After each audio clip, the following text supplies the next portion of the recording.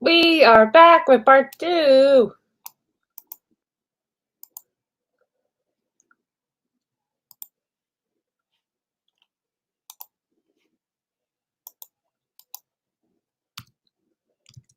So, like last stream is Roblox.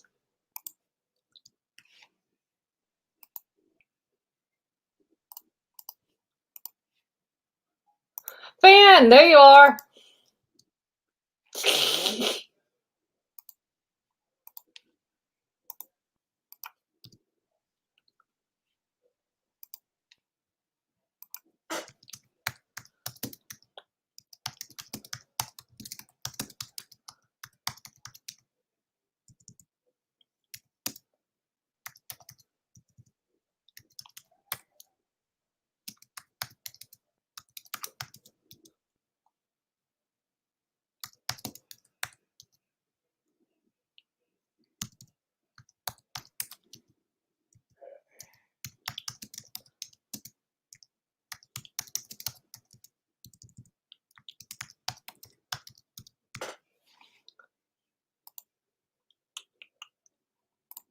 So yeah, I'm gonna close that out. Hey, you missed out on part 1. Frick, I had schoolwork. What, you have to do school today? Yeah.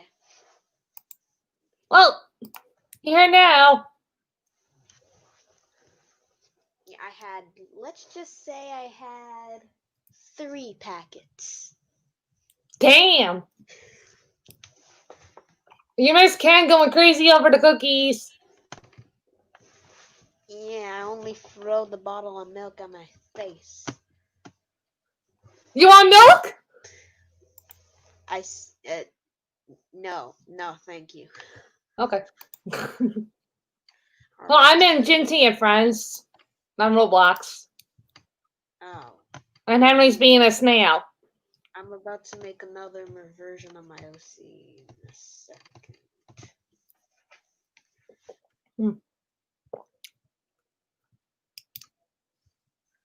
me get the LBSC version of my OC. There we go. The mouth somehow looks bad. Come on, Henry! Stop being a turtle!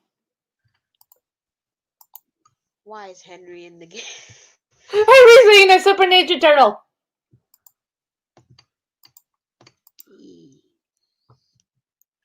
Come on. There we go. Black. Shade of black. Fix it. What the? What? Okay, I'm not gonna ask. Let's do this. Do this. But still, I will back to this side. Where goes All boxes Cuckoo for Cocoa Puffs! Boko Puffs. Big boy! No, wait, it's Bigger Boy! Go buy your Boko Puffs today. Exactly. Go buy your Rosies today! It's Rosie Dozy. Oh. Okay. I think that probably sounded wrong. Oh, probably. I have Cheerios, but they're chocolate. The humans have arrived! They're taking over your live streams. Run for it! Alright. No, frick. No. Don't screw this up. Because it's epic. Yeah, this is an epic thing for me to do. I don't want this to screw up. And if it does, then I will literally do a rage quit. So, I won't do that. It became Stadman.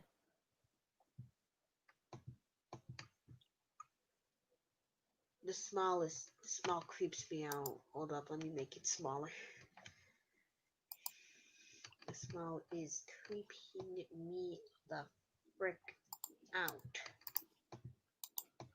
Well, yes, guys, welcome to my SpongeBob YouTube channel. Yeah. This is exactly my backup Let's Play channel, but now it's backup Let's Play channel / live stream channel. Oh, You hear I went there. children cheering in the background. Yeah. So I thank you for acting.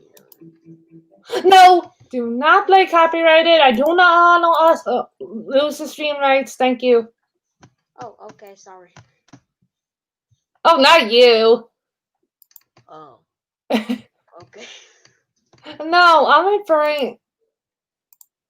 referring to the thing this accidentally played.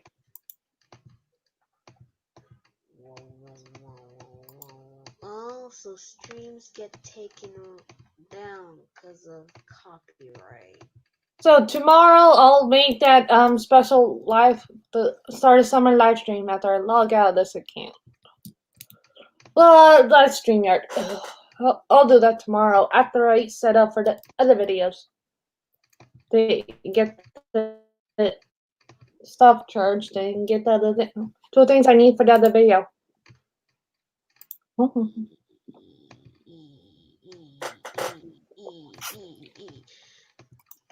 Damn it. There we go. It went up in the air.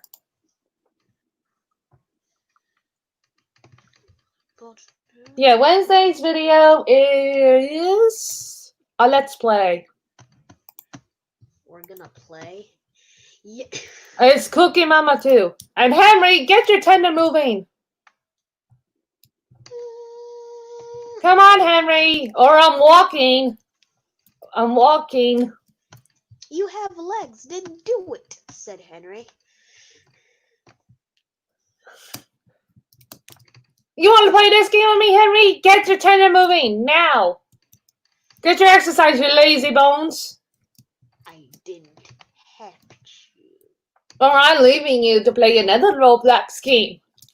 You wouldn't. Come on, Henry, stop being a snail. What the hell did you just call me? Nothing. Would.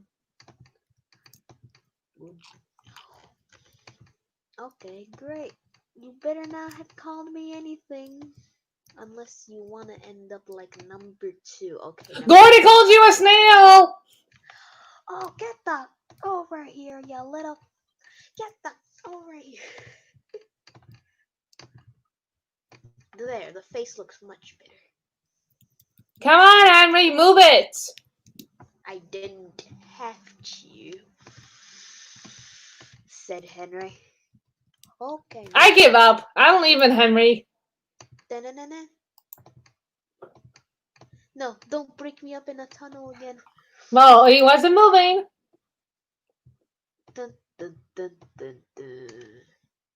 Dun, dun, dun, dun, dun, dun, dun, dun, dun, dun, dun, dun, dun, dun, dun.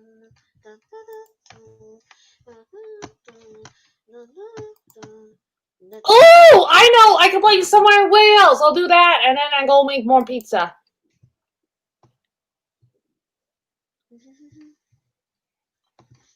Somewhere in Wales. Oh Wales. man, right now I'm thinking about Michael Angelis. He's dead. We'll Why did I use pitch black for the outlines? Why did I do that? Why?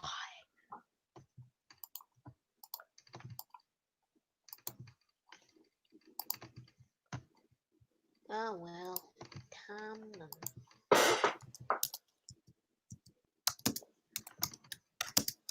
what the? Never mind. I'm just not gonna argue. Just do it. Oh, let's play normal hide and seek.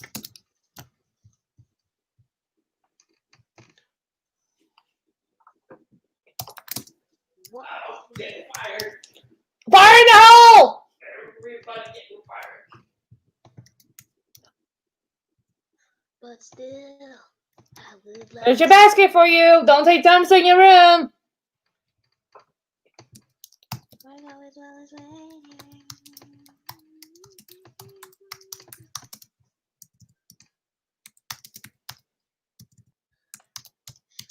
Frick. Never mind. Never mind. I'm in somewhere else. Yay! I'm in Wales. Big blue whale, Gordon. Oh, It's a Roblox game. What? I know that. I was making a joke. Wait a minute. If only I- Chamish, give me my meat punch. What?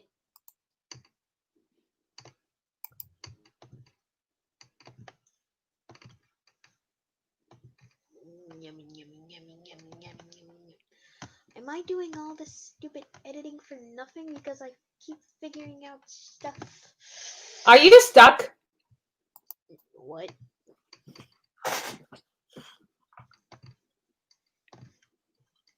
There we go. That's what I'm talking about.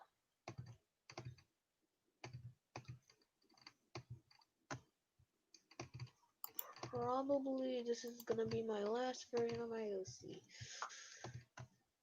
Do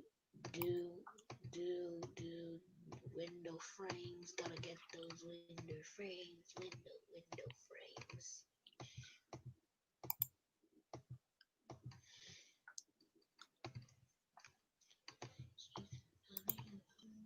Pull out the old phone. Nope. Right, here's one. Little Miss Muppet selling a tuffet. Hang on, what's a tuffet?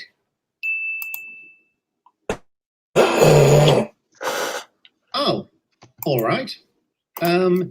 Eating your curds and whey. Ew.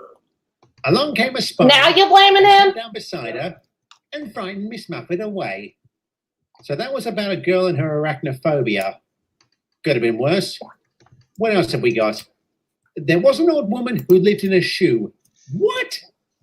Are the people just really small? Or do they just make really big footwear?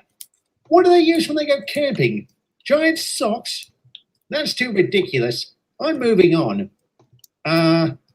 Old King Cole was a merry old soul, and a merry old soul was he. He called for his pipe. Wait a moment. A pipe? I hope they mean the kind that holds tobacco. Smoke. And he called for his bowl. What's this? Who's been using my phone? Who put this app on it? What is that? Tinder? Can you start a fire with it or something? Let's have a look. Who's Little Green Caterpillar? And who's this who sent you a message? Rusty Red King? Let's see what it says. I cannot unsee that. All right, I'm going to try one final storybook, Little Red Riding Hood. A story about a little girl who travels unsupervised through a dark, dank, wooded area to visit her grandmother, who gets eaten by a wolf. The wolf, who's apparently sentient, then assumes Granny's identity in a bid to eat Little Red Riding Hood. Don't know why he didn't just hunt her. That's what wolves do. So, when Little Red arrives, since she's apparently got the eyesight of Stevie Wonder, she doesn't realize the wolf is impersonating her grandma until he tries to eat her. Long story short, she's saved by a conveniently placed woodsman who forces the wolf to spit Granny out. And get this, he does, and she's still alive. Wolves don't chew, apparently. They just swallow things like a duck. Yes, Diesel? No, I said a duck, not you, duck. All right, no need to get in a huff. What's got your fuses in a fizzle? I was trying to do a good thing, and it backfired. Why doesn't that surprise me? Oh, shut up, duck. Flap away, will ya? I think you might be the one who has to fly. Why? Diesel? Uh-oh. Yeah, you might want to run right about now. I think that's a good idea. Thanks very much for watching. Don't forget to like, share, and subscribe. Yikes! Just you wait till I get my buffers on you. Oh, come on, Edward. No harm done. That'll change real soon, you big black weasel. Oh! Edward. But couldn't that be considered racist these days? Shut up, Duck. You were just in this video for fan service. Boy. Fan service? When Victor puts Stuck in for fan service and Edward chases Diesel. What's next? A cow? Moo. Oh no! I derailed my engine! Okay, time to get a new one. I went to Mooville. Wait a minute, something isn't right.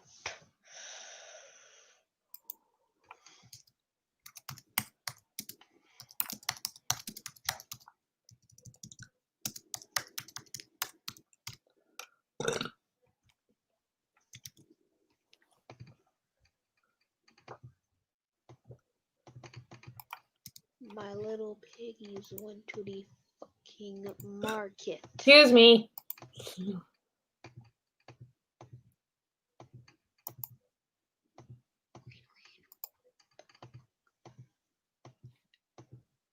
Roast beef.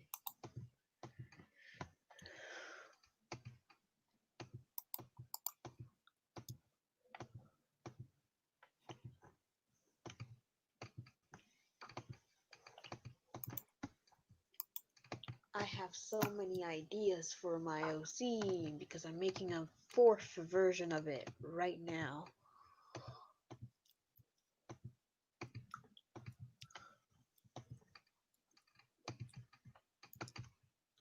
Nope.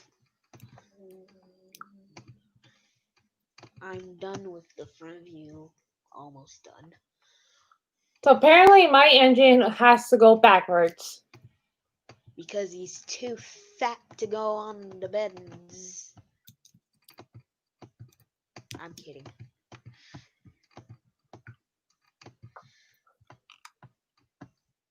That's what she's...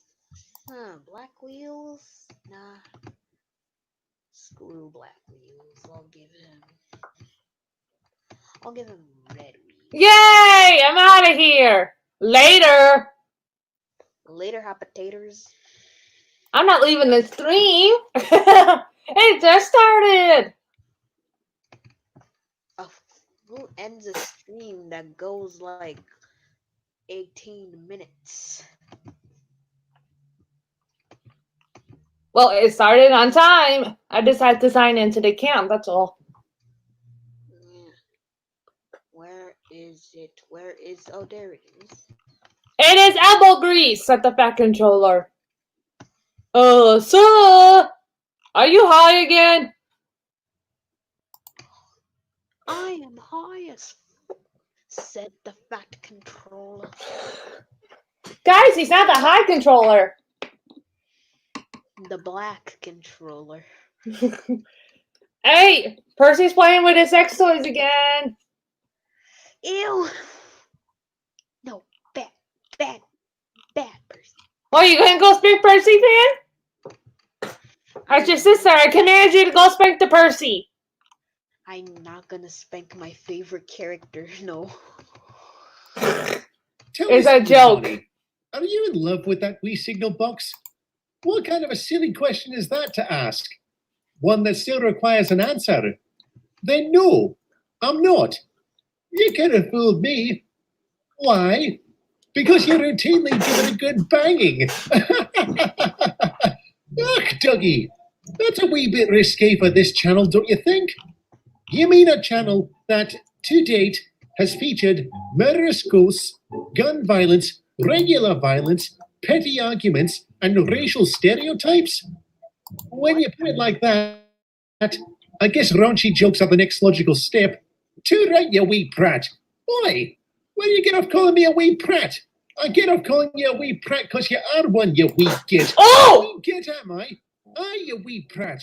What are you doing calling me a wee prat, you wee git? What am I doing? What are you doing? No, what are you doing? What are you doing? What are you doing? No, what are you doing? I'll tell you what I'm doing. I'm wasting my breath arguing with a wee prat. Oh, aye, wee prat am I? Aye, you wee git. When you get off calling me a wee git, you wee tosser. Oh, wee tosser am I? Too right, you wee prat. Oh, wee prat am I? I hate to interrupt, chaps. Well, actually, I don't. But we did have a purpose behind this video, so what say we get to it? Good idea, Edward. You want to do the honors, Donny? Nay, you can start off, Dougie. Cheers, laddie. To everyone watching, thank you very much for 5 million views on this channel. And here's hoping for 5 million more. That's provided Donny doesn't decide to bang any more signal boxes. Oh, knock it off, you wee prat. Wee prat am I? Uh-oh! Kid. You know what your problem is, Donny? You've got anger management issues. This coming from the wee prat who smashed up a spiteful brake van. Ugh! I can't believe you'd stoop so low, Donny, you wee prat. Who you calling a wee prat, you wee git? Wee git am I? Too right, you wee prat. When you get off calling me a wee git? I didn't. That was one insult ago. Oh, son of a... Die. Big die sound. Doing.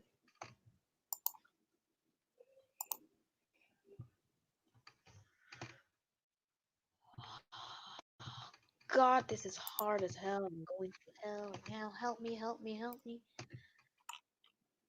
Oh, hey, great. Hey, Toby's going to speak Percy. No, don't.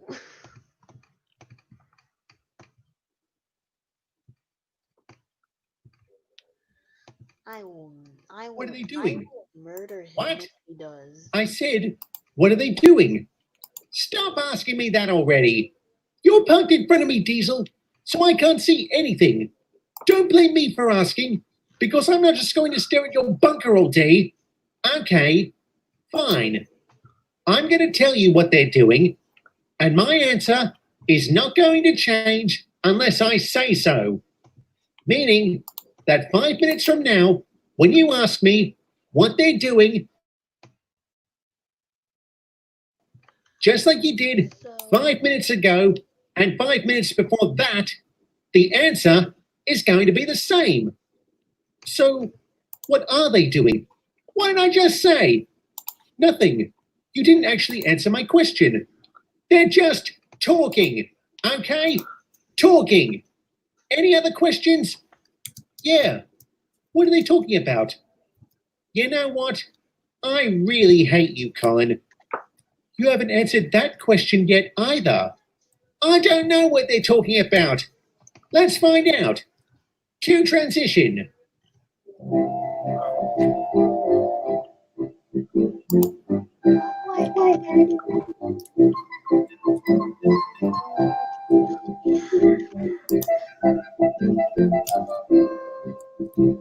Hey.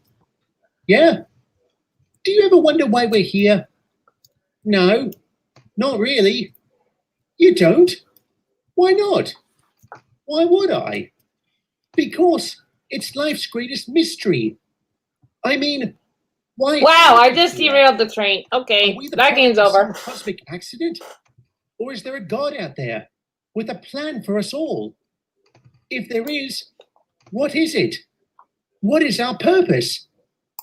Percy, we're trains, vehicles, and every vehicle that has ever been built and ever will be built has been done so to fulfill a specific purpose. Gordon takes express trains, Peter handles heavy goods, and you and I were built to shunt rolling stock and work on branch lines. That's why I don't ever wonder why we're here, mate, because in our case, it's not much of a mystery. You're right, Thomas. It's not. Wow. I'm sorry, Percy. I didn't mean to upset you. No, You didn't. Actually, it's kind of uplifting to know why we're here. Thank you, Thomas. That's a great weight off my mind. Glad to help, Percy. But why do you suppose we have faces when most other vehicles don't? Because the Reverend Wilbert Audrey had a terrific imagination. I'll buy that. Yo, You want to play some pizza with me, or you want to play the Cool Beans Down Gates with me and Jimmy? yeah, I don't really feel like playing shit. I don't really feel like playing a game right now. Okay. Well, then you're just gonna listen to me and Victor then. Rip.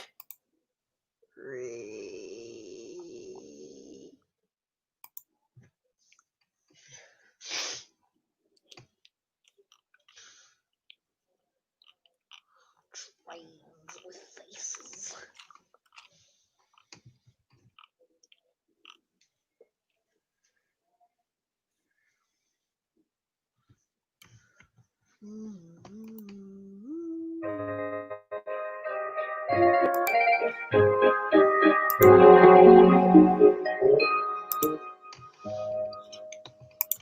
Splendid!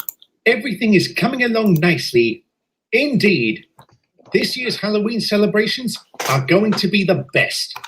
Is Halloween really that big of a deal here in the UK? I have no idea, Percy. But it is important to many people in America. And since the bulk of our viewership comes from the good old US of A, it's important we cater to their customs. You mean pander too? Yeah, pretty much. Anyway, time to discuss our costumes. What are you going as, Edward? V from V for Vendetta. What about you, chaps? Heath Ledger's Joker. Mary Poppins. Jake Sully. Who? Jake Sully. The main character from Avatar? That movie had characters? I thought it was just one big demonstration of Hollywood CGI. Was he the one who got blown up in that weird helicopter plane thingy? Diesel. That was Michelle Rodriguez. Ow. He was the guy in the wheelchair. How is it Avatar is the single highest grossing film of all time, yet it's had absolutely zero impact on pop culture? Luck of the draw, I guess, old boy. Again. And you highest could grossing film. spray or something. That's not mere luck, Edward. That's what I'm doing right now. At any case, Toby, maybe you There's should been consider a something so the better-known viewers don't character get from bored film. of you. All right. Let me Oh, think. sure, I'll do that. I've got it. The Terminator. Didn't James Cameron direct that one too? Oh dear. What? Looks like someone beat you to it, Toby.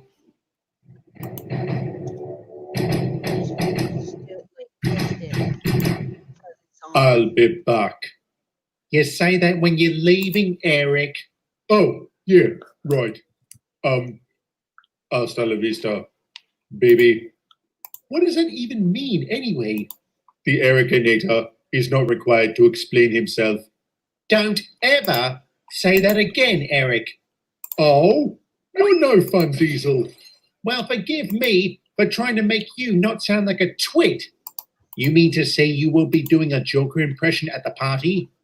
Well, sheesh, what I wouldn't give for a distraction right now. Look, here comes Duck. I said distraction, not fan service.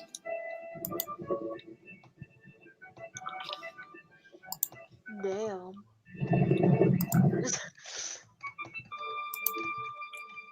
Hello, Duck. How are you, old chap? I'm just fine, Edward. What the? Henry? Aye, it's me. So what do you lads think of my costume? I'm so confused. Where did you get it? And how did you fit inside? I got it off eBay. As to how I got in it, grit, determination, and a whole lot of Vaseline. Well, color me impressed, Henry. We should just give you the award for best Halloween costume right now. No, you should reserve that accolade But Thomas, he's really gone all out in his costume. Here he comes now. That's a real go. Here comes the creepy music. Bust my buffers. I'm thinking Thomas, Dookie. you've excelled yourself.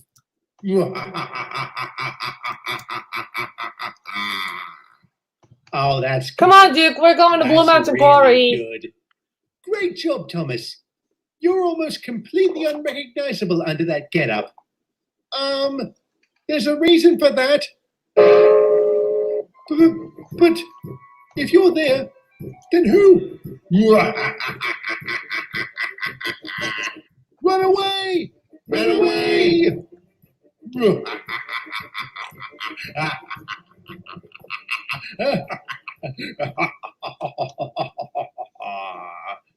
Oh, ain't I a stinker? Jeffrey, son of a.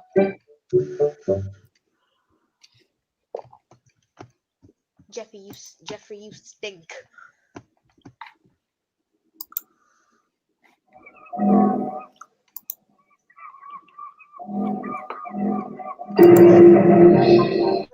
The train, for its type, is the most powerful vehicle on land, Orange child.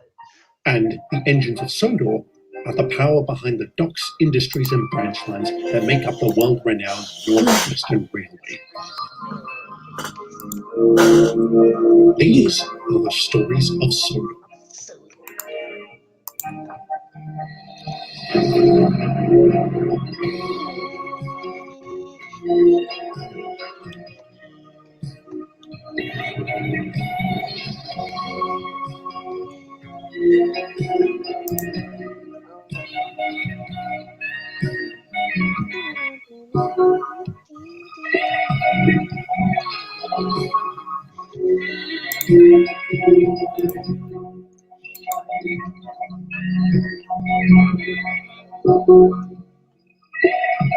Every wise employer knows that if you want your business to be successful, you need to keep your workers happy and to listen to them when they have grievances. But it seems the owner of the Marston Heights coal mine, Franklin Merv, was oblivious to this tidbit of common sense. And on September 21st, 1938, his workers went on strike. Naturally, this was bad news for the island, especially since Mr. Merv was a notoriously stubborn man. Every meeting he held with union officials went nowhere. As a consequence, the strike dragged on for weeks, with some of the more irate workers taking matters into their own hands.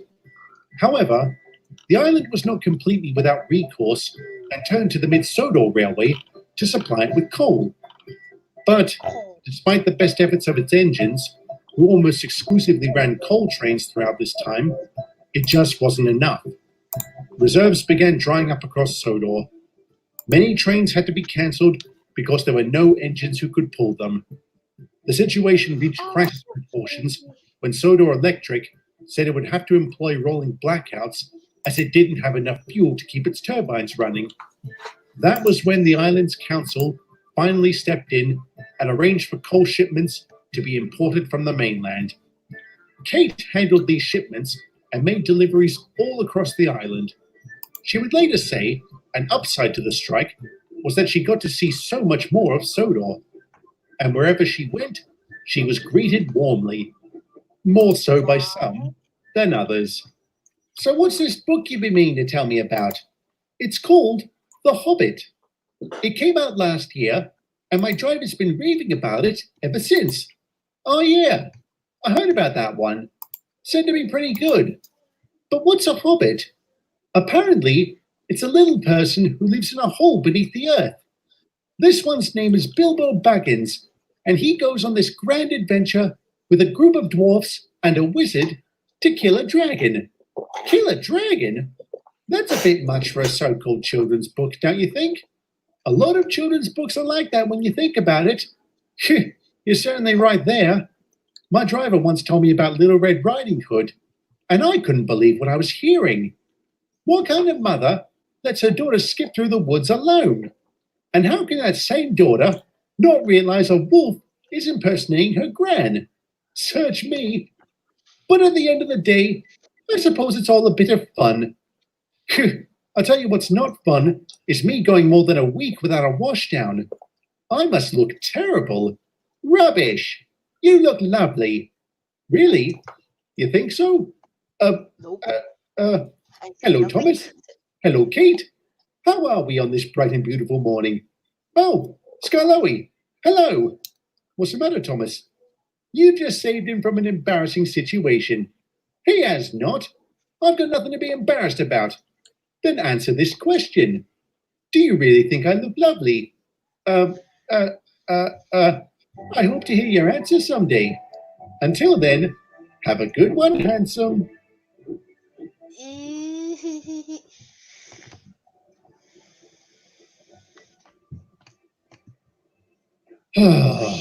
Smooth, Thomas.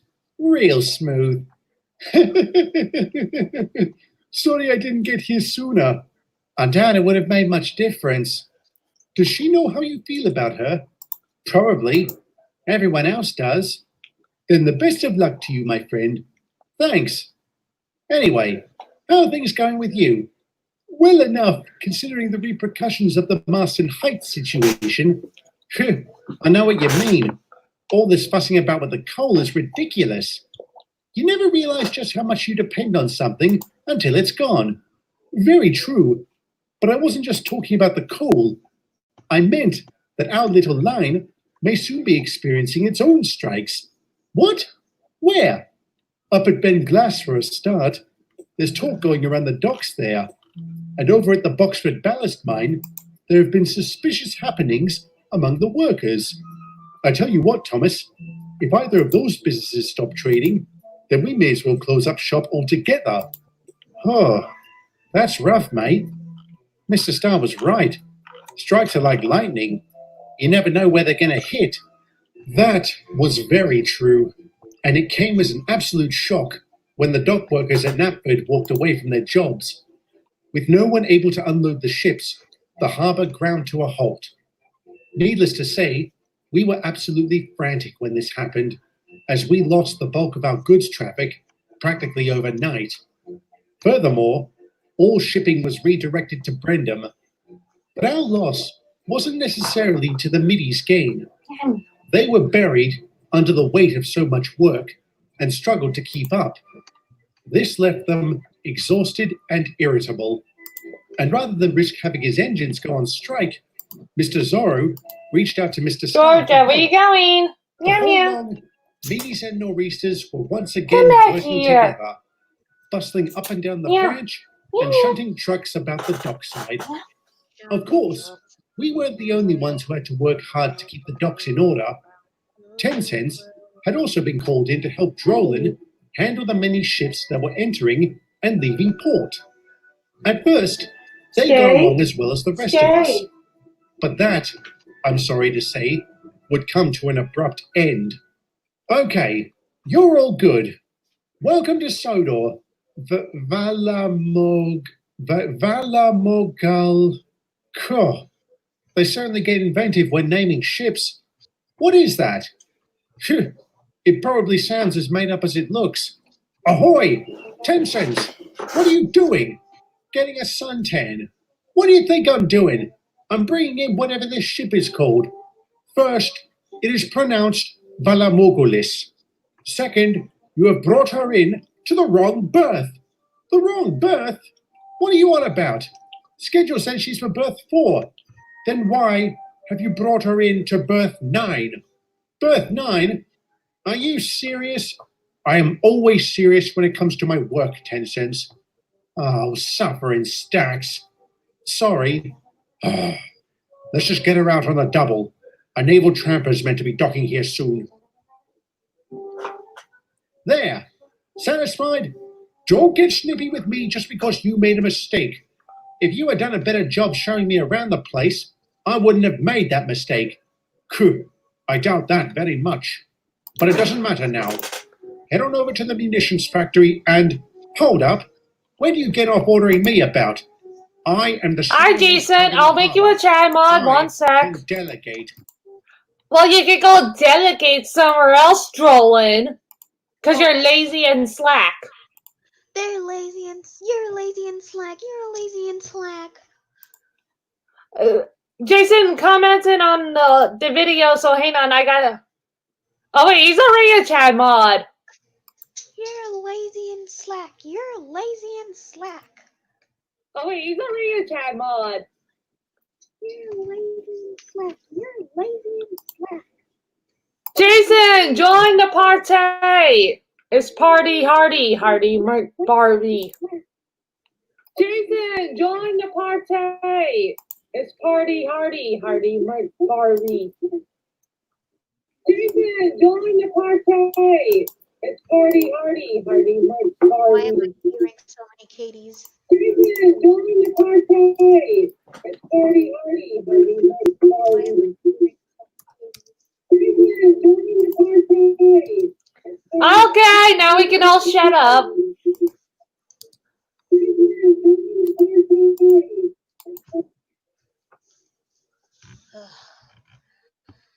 Yeah, he's in Bill Nye, the science guy. Burping Bill. It's Burping Bill, everybody. What?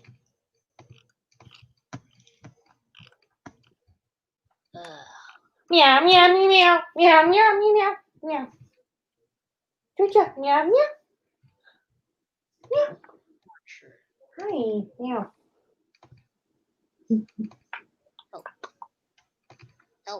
Help. Lay down. Georgia, lay down. Through Oh, very slow. Georgia won't lay down. The engine was Rip. Rip Michelangelos. He will be missed.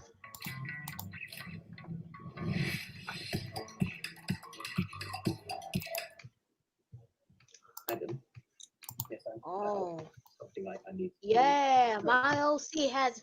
There is a new version of my goddamn OC. He has hair. God damn it, he has goddamn hair. Someone for me now, please.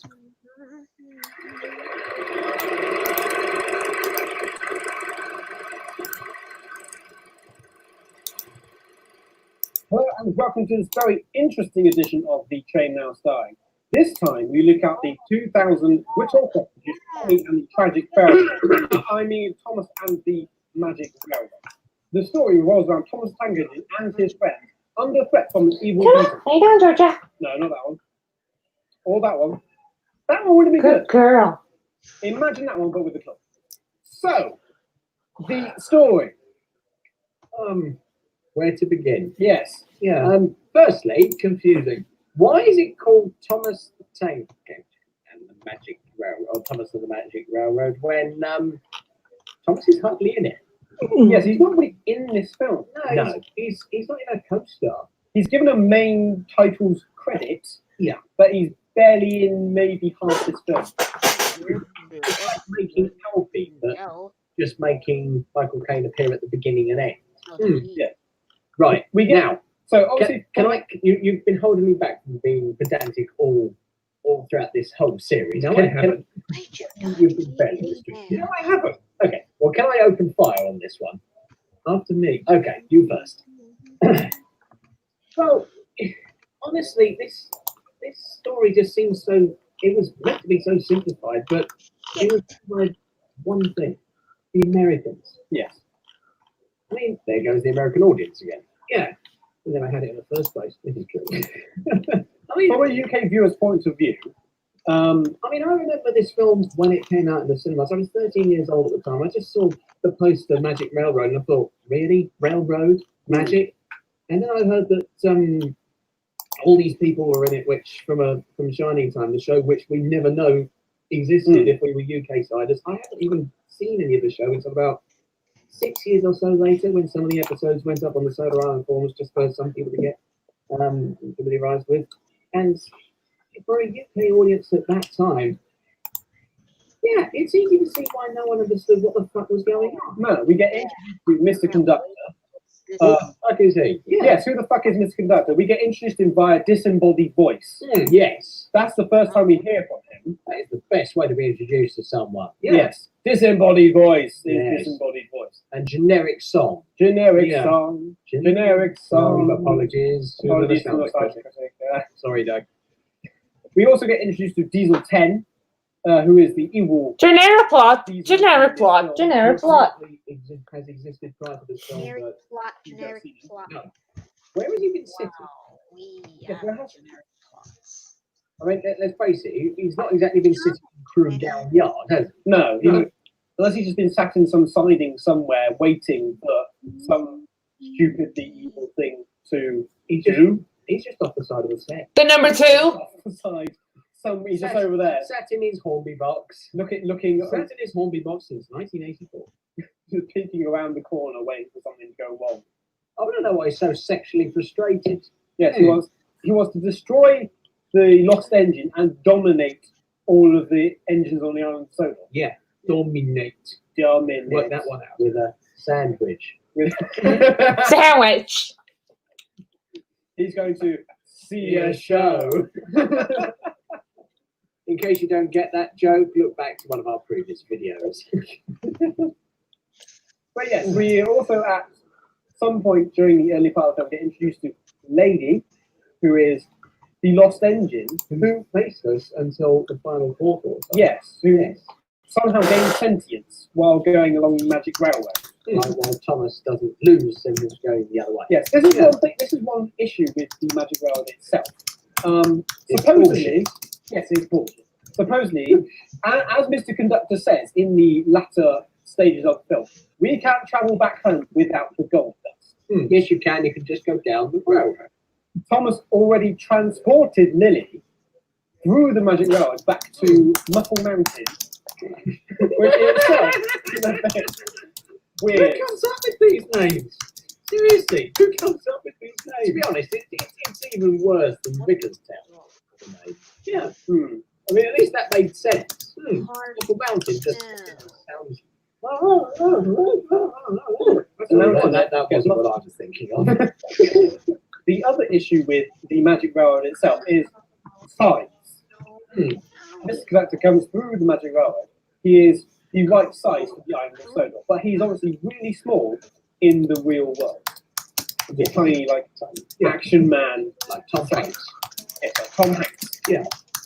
But when Thomas goes through the Magic Railroad, he is normal size on the So- other side. This is what we need to determine. Is the island of Sodor actually smaller than the real world, or is Or it just far away. Or is it small or far away? Yeah. Small, far away saves life. It does. It does. Also, Lily is normal size in the real world, but is she the same size going through, or does she get shrunk down?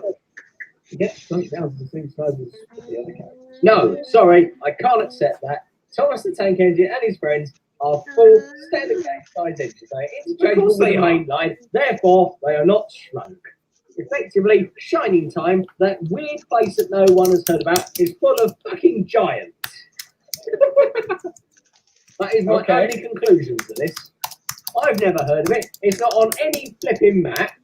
I know Sodor isn't either, but at least it's made interchangeable with real world places. At least you don't get through it to a magic portal. Exactly. Of some sort. It's effectively Shining Time is at the end of the magic portal. Thomas is in the real world. I don't even know.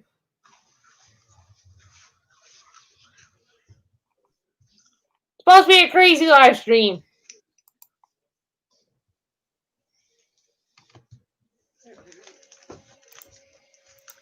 But Percy's a bad boy.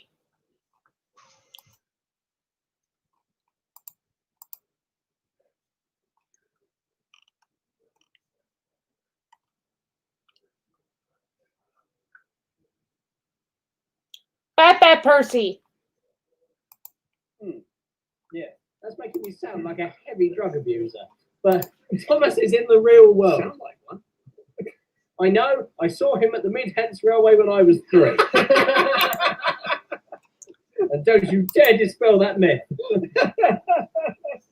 I think I also saw him at the Avon Valley Railway when I was very small. Exactly. It moves around. Yeah. I remember seeing him at the South Devon Railway when I was 5.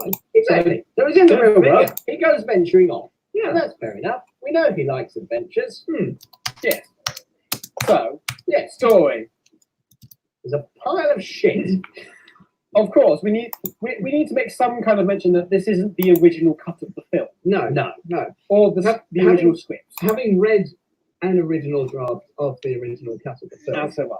if that had been released instead, it would have made a little bit more sense. It still wouldn't have been the best thing since No. sliced bread, but there's bits in it which would have just made a lot more sense. And I don't know how the hell did I get muted? apparently Mhm. Dean was supposed to be. How did my If you, screen listen, turn? if you listen to his voice in one of the original trailers, his voice sounds a lot more sinister. Yeah. He just sounds like a clown. in this Yeah. one. There's And- Boomer, Yeah, Is P.T. the- Boomer. the human antagonist Mhm. in this in what was the original film. I think had they not listened to the American focus groups and just released it anyway, Yeah. then it would have been fine. Why consult the Americans over something predominantly British? Now, either you call it Shining Time and Mr. Conductor's Visit to Sodor, or you call it Thomas and the Magic Railway, yes, and you keep it predominantly British. Or you go halfway and you have two cuts, one for the US, one for Britain. Yeah. I'm sorry. So for the British cut, would you completely cut out all of Shining Time? Yes, yeah. Doesn't need to happen. You can create a story just with season 10 Okay. Yeah. in the same way that it would have worked in the television series. Yeah. Okay. And before then, the books. Yes. Exactly. Sans Shining Time. Yes, yeah. So on the basis of, and Marvel Wilson. Yeah. Yes, and Mara Wilson. Who we must point out, this was her last film for 11 years. It was that bad. It was that bad. Although, to be fair, she did say something fairly recently that not every film that every actor does is going to be To Kill a Mockingbird. Yes. But Yeah. obviously, Of of course course it's not, because there's No. only been one To Kill a Mockingbird. The majority of films made are not To Kill a Mockingbird. 99.9999999% of films are not To Kill a Mockingbird. Exactly, to the nearest point. Yeah. So we may jest about it though, but even she maintains that not every film you do is going to be fantastic. Yeah. Exactly. So on the credit where it's due to her, not for the story. I'm sorry, just not for the story. No, that's fair enough. I mean, you know, that's an actor's choice. I mean, let's face it, some of the famous Don't actors. wait, Have Daddy, no. been, Some of these performances. Alec Guinness was into the Titanic. I forgot about that, wasn't he? He was.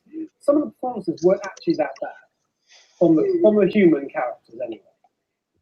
Peter Fonda kind of looks like it's a bit phoned in, but He looks like he's trying too hard. yeah, it looks a bit better near the end, but it's You know not. who I would have liked to have seen play that part? So, Clint Eastwood.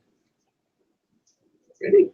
Yeah. I could see that. I could see Clint Eastwood in that film. Yeah. It's slightly hard to imagine, but Yeah. you could see it. You could see it. And then, because we could have then had a nice standoff between him and Diesel 10. Yes, we could have. Please find a way of somehow cutting him in and just having that music. Yeah. Got to be done. On that basis, I would have liked to have seen George Carlin as Mr. Conductor. Yes, and I think we'd also like to. With his live stand-up. Yeah. On a more serious note, I think we would have also liked to see Michael Angelis as James and Percy. And other voices by Ringo Starr. I prefer Thomas unless Ringo Starr. So what are we going to give this film? Right, nothing. No, well, I'm going to be fair. I'm going to give it a 0.5. Yeah. No, I'm sorry. Lowest score of the series. Even taking everything into account, if you even removing the Shining Time aspects, which I hated, remove all aspects of that and allow for adaptation in the story to make it work. Compared to the original Railway stories, I don't like it. No. Me neither. It's producing a fiction element into something that's established as supposed to be real. Yes, it's I know it's overall fiction, but when you introduce a fiction layer into it, it's no. Who does that? Hmm.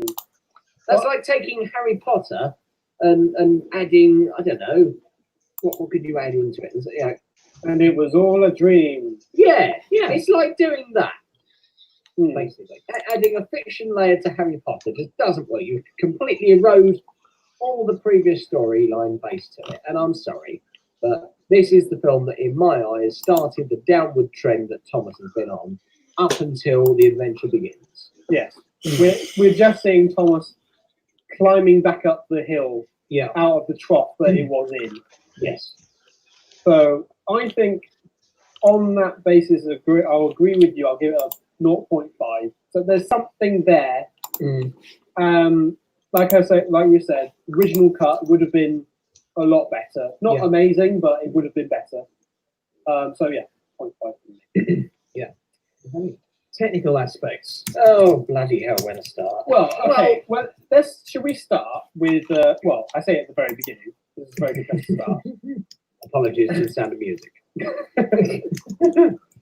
The model stuff, very well done. Yes, done in very much the style of the television series. It wasn't in brand new sets. Yes, it was. So Some of which look exactly the same as the old sets.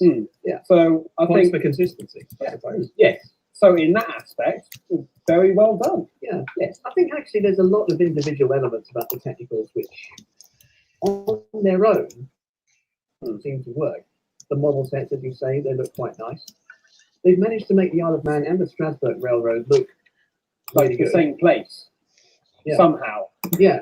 Well, on their own, they've managed to make them look very nice to look at. There's nothing unpleasant about it. No. And the music, barring the generic song, it's not a bad score, Yeah. to be fair. It's They've redone when- some of the original tunes quite well. it's Yes. only when you put all those elements together. Jason said he's here. I'm waiting for him to appear. Meow. Meow. You need to add him.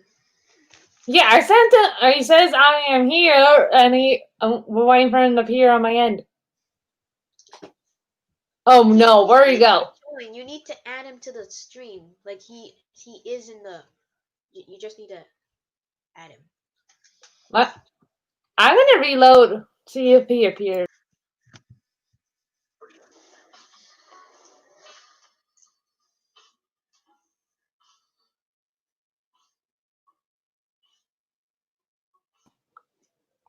Okay, nope.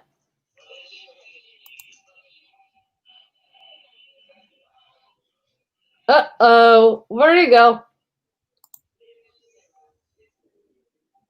When you try to blend the live action with the model stuff, it just doesn't work. There's certain shots where it looks okay and it's passable, but Other certain shots like Mr. Conductor flying through the air. well, that's separate from kind of the models. When you put the models and the humans together in the same picture, it does look a little bit. Also, sorry, here's one of the morals out of this. Go and eat random things that have got labels on them saying you should eat this. Yes, written by a sentient rabbit. And who eats celery? I mean, Who doesn't celery? yeah, but Send us your comment. Don't If you eat celery, comment below. don't get me wrong, I like celery, but I wouldn't just pick it out the ground and start eating it. No. I wouldn't pick a carrot out the ground and start eating it. I like mine carefully prepared. While we're briefly going back to the story, even though we've already done it, where the hell was Edward? Yeah, that's a point. Where was Edward? Did you see Edward in this? I didn't see Edward in this. He must have been at the works. Yeah. Along with a whole host of other characters who we didn't see. I'll give him the link again. Yes, because they were doing all the work while all the other engines did fuck all. Yeah. We better find the lost engine somewhere. We don't know where. And then they don't. She No, just I magically noticed- appears. she just magically appears. I noticed that all this goes on, and the Fat Controller is nowhere to be seen. Yes. Now, previously, when the Fat Controller is nowhere to be seen, it just kind of life carries on. So why this time do we need Mr. Conductor to turn up? Exactly. Also, with regards to people on the island of Sodor, where are they? Literally, the only people we see in this film on the island of Sodor are Mr. Conductor, Junior, Peter Fonda, whatever his name was, Lynette Stone, Yeah. and Lily.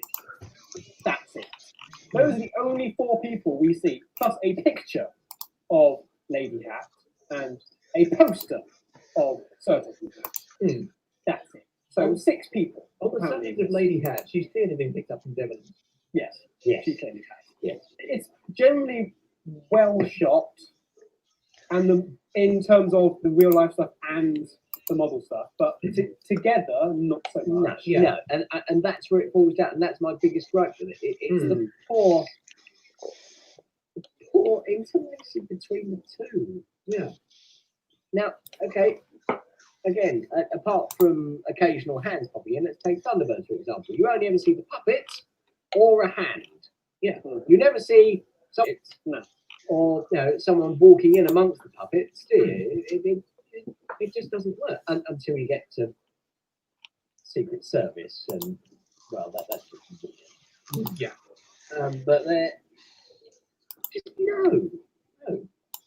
So, scores for technical. Based on individual elements, I would give it a 1, but it gets nothing else for blending them together. I'm going to be a bit more generous. I'm going to give it a 2. Well, As you again, for individual elements, i.e., the music, the real life and model separately shot, they were all done rather well. But obviously, it loses that 1 point for not putting them well together well. So 2 for me. I agree with those points, but I'm only going to give it 1.5. Simply because I'm sorry, 2 is a bit too generous. 5. Yeah. GG. I think 1.5 is a bit too generous personally, but fine. Moving on. So- General appeal. Can I start this one off? This film has no general appeal whatsoever. I was going to say that for the first time this series. For the first time this series, I'm going to say this is not an appealing film. No. No. I think that's pretty much it. Not appealing. There we go. Moving on. So 0 across the board for Yes. general appeal, or are we going to be slightly generous? I will say, as a child, I did reasonably enjoy this film. Obviously, when I was a lot younger. I didn't. Well, that's your. I found it embarrassing. Yes. Yeah, that's exactly how I'd describe it. Embarrassing. Well, how old were you when you first saw it? Oh, younger than you were. This is true. 7. I was probably I would have been 9. Yeah. And you were 13. I was 13 when it came out, but I didn't see it until a couple of years later. Yeah.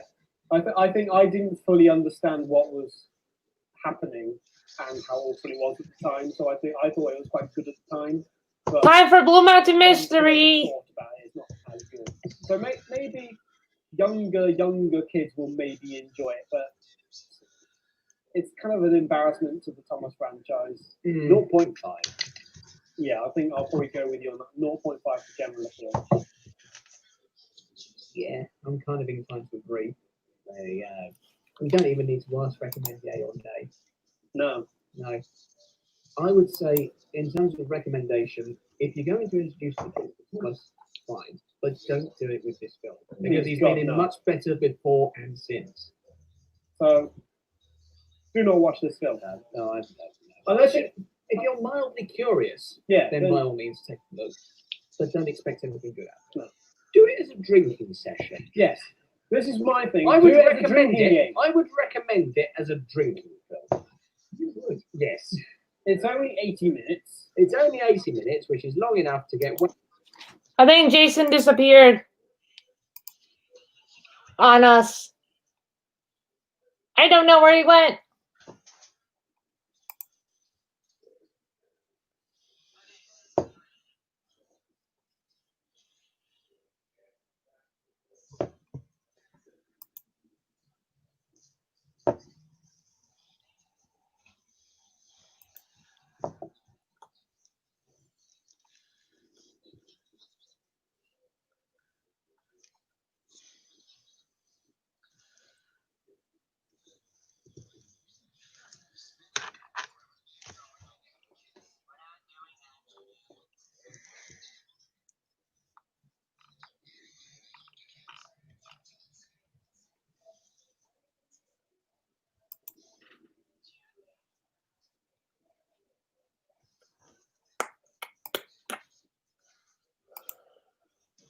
Well, fan, I'm at Blue Mountain Mystery.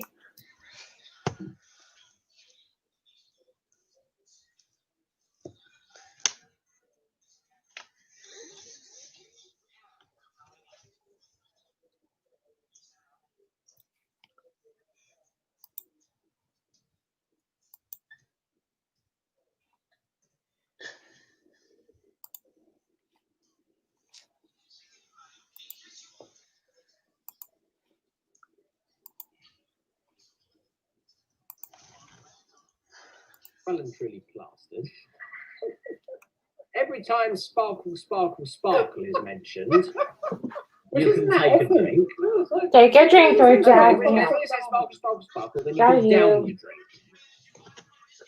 Every time, Every time the lost engine is mentioned, yes. take a drink. What else can we say? Every time the word useful engine is mentioned, take a drink. Every time shining time appears, take a drink. Every time the Magic Railroad is mentioned, Take a drink. Every time something is conveniently in place, take a drink.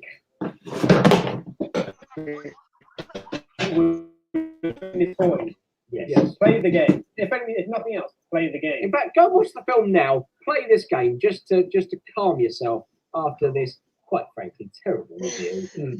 We're sorry. No, we're not. Well, I am. I'm not sorry. I need slating. No, I'm sorry for us reviewing stuff. Oh, right, yes. I'm sorry that you've had to go through all this, but I'm not sorry about what we've said about the film. No. I'm not sorry about anything I've said about any film this series. Yes. If you're Well, going actually, you're going to get sacked by popular demand. Now, bounce back. so yeah, if you're going to go and watch a Thomas film, watch The Adventure Begins. Yes. Yes. I watched it for the first time the other night, and I was pleasantly surprised. I generally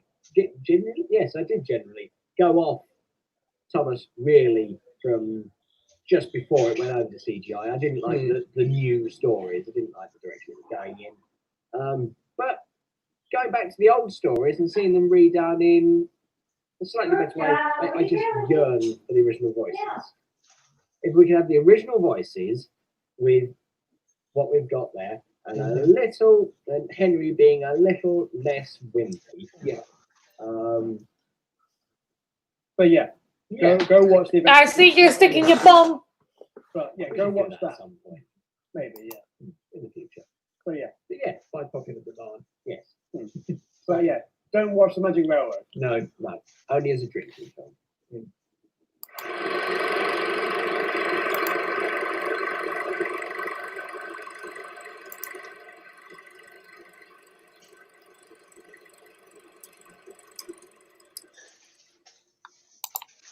Oh, huzzah! Spider-Man's back in the MCU. Yes, I heard. Brilliant news, isn't it? Who would have thought fan outrage could actually accomplish some good? Yes, quite. Truly astonishing. Can you imagine how awkward it would have been had the whole kerfuffle happened before they started making Infinity War and Endgame? Crikey, maybe Disney would have done what they did with Peter Cushing in Rogue One.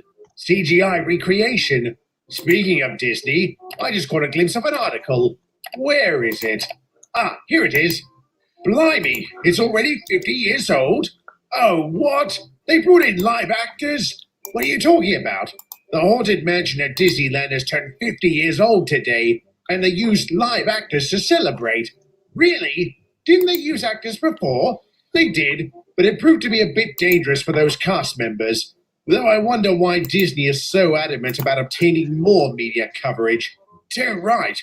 While LucasArts was a good investment, now The Simpsons and Family Guy are under the Disney umbrella. The way they're going, they'd make the former British Empire blush if Disney's media was physical land. Wouldn't the Disneyland parks count? I don't think... James? What's wrong with your voice? Are you all right?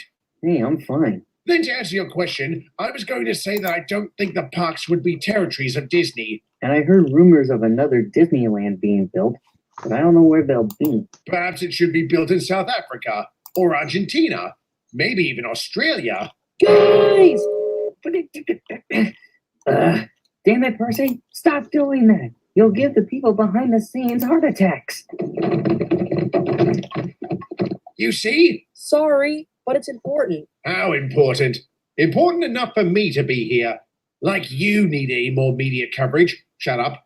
Hello, everyone. Victor Tanzik here.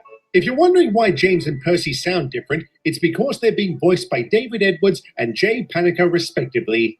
These two are the driving force behind a spin-off series they're making for this channel called Stories in the States. They already have 3 shorts out for that series, while the main series itself is slated to start either this November or early 2020. The links to the 3 shorts are in the description. Over on that channel, you can find out more information about Stories in the States, which will also be holding auditions for most of the characters. But I'll talk about that another time.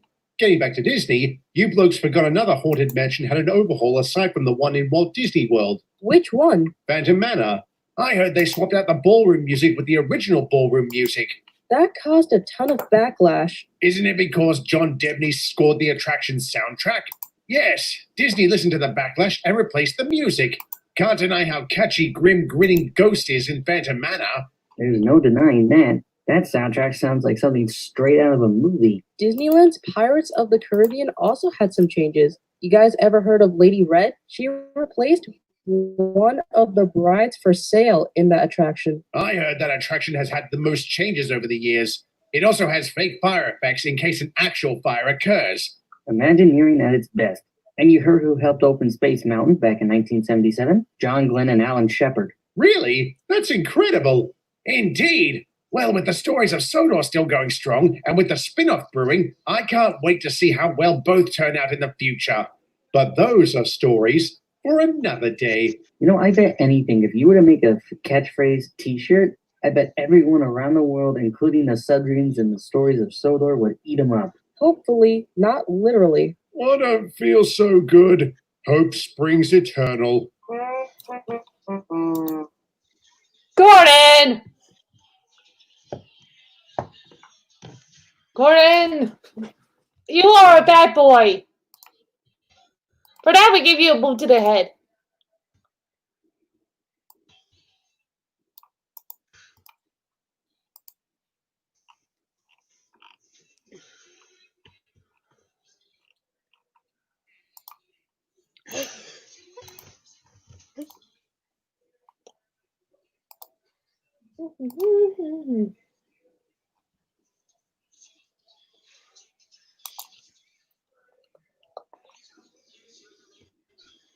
What the?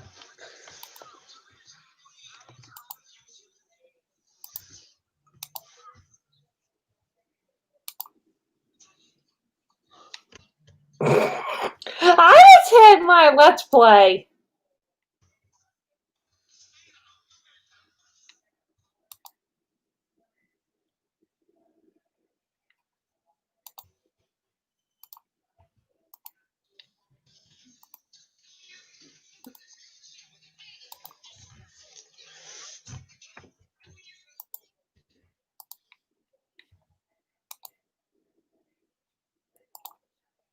Ah, finally, someone appears.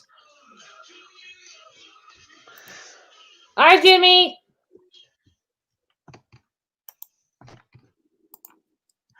Oh, hello, Jimmy. You have joined. Jimmy has the Fat Hat's face. Ha ha ha ha ha ha ha.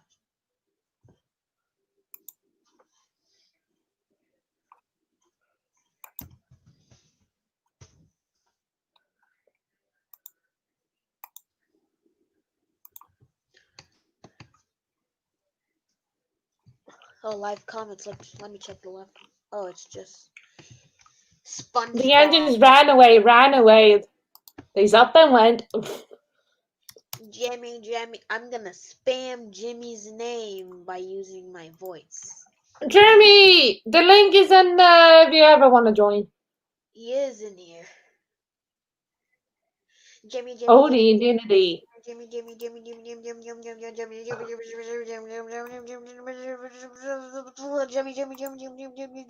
Well, this is certainly a new change of scenery. Indeed. But it doesn't explain why we're here on the Chesapeake and Ohio Railway. Well, for one thing, the creator of this channel doesn't have the map of Sodor yet. James? What's wrong with your voice? Nothing. Why? He does have a point, James. You sound very different. Apollo's voicing me. Who? Apollo, or 51 Napa. He doesn't mind what you call him. He's making a spin-off of the stories of Sodor, or rather, trying to. I see. Where's he stumbling at? He's trying to put the footage together. He's got like Bandicam, and I think he's got Fraps, but it's rough going right now. Ugh, I bet. It can be tricky at first, but I'm sure he'll pull through. I agree. Video editing can be very tedious. Yeah, but patience has its rewards. Hey, this video is finally finished, though. And guys, that is Suki's Blue Mountain Mystery. Oh shit! Jamie left the fucking stream. Rip.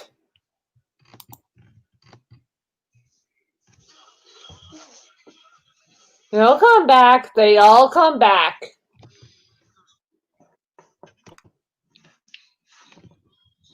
Now no more Roblox. So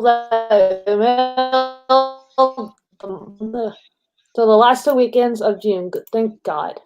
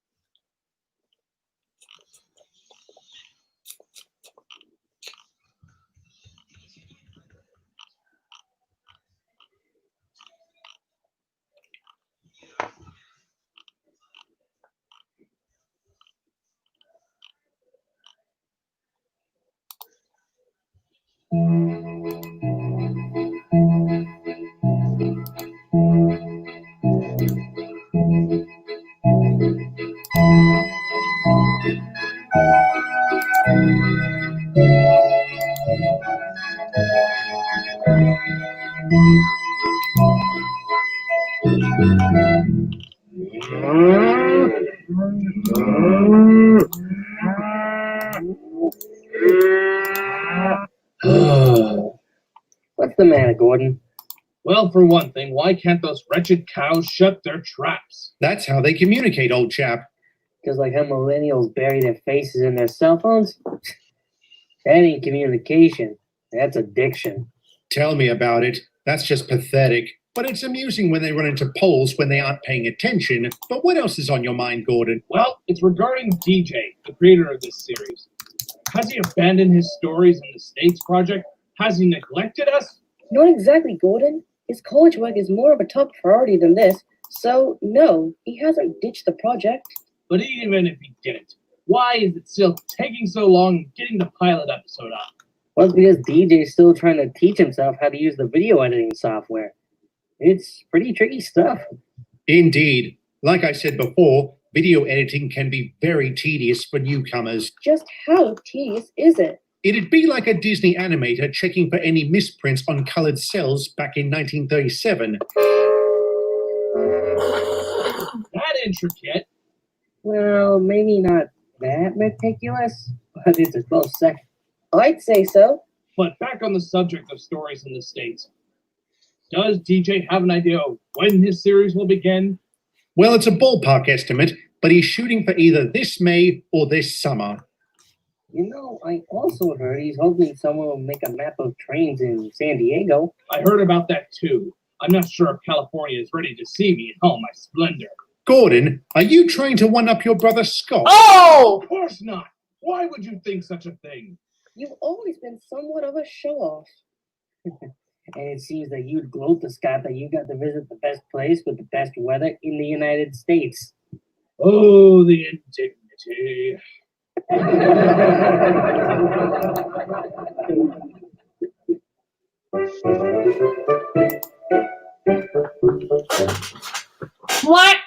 Wah.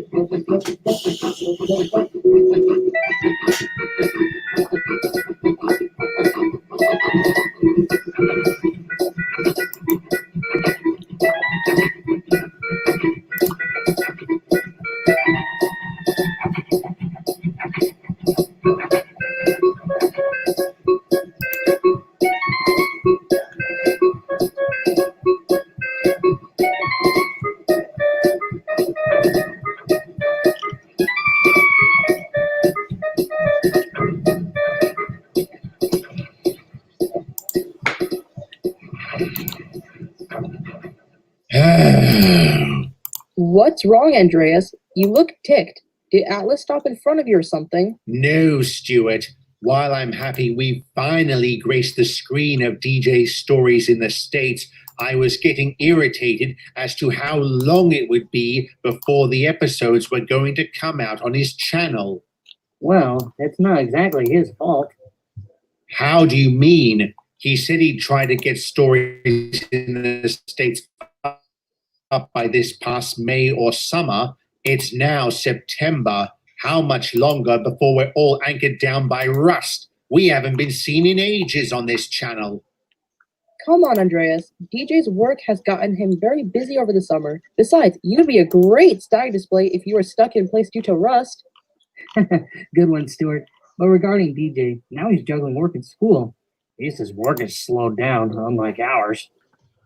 Well, I admit any education is important, and yes, it seems rather odd that while people's work varies, but we have to press ourselves hard to meet our timetables. But does DJ have any idea when his Stories in the States series will begin?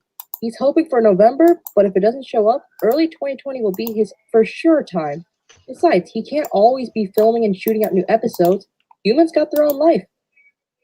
He's also trying to not only create scripts for the episodes, but he's gonna hold a big cast call for engines yet to be voiced. Crikey! That sounds like a big job. Are you sure it's possible to get all those, wheels filled? Sounds like an endurance test. Well, I guess I can say that I'm grateful to finally be seen here. I just wonder when we'll be the main focus of one of his stories. Seems the standard gauge engines nab most of the limelight. Soon, but as DJ said, he needs time to think on said stories. It's not easy writing up scripts and deciding which things to put into a good episode or short. Like you said earlier, that's quite a bit of things to juggle. So either this November or early 2020, we should see at least the first episode of this series, once everything is finalized, of course. Yep. Hey, Falcon, you want to pull a prank on Grandpup later? Well, duh. We still like the guy. Careful, you two, or I'll have to bring in Victor, DJ, or Jay to straighten you two out. Well, the creators come. Engines go.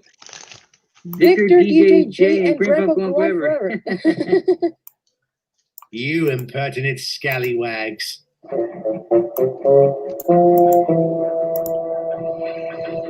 Oi! Don't steal my catchphrase, Andreas.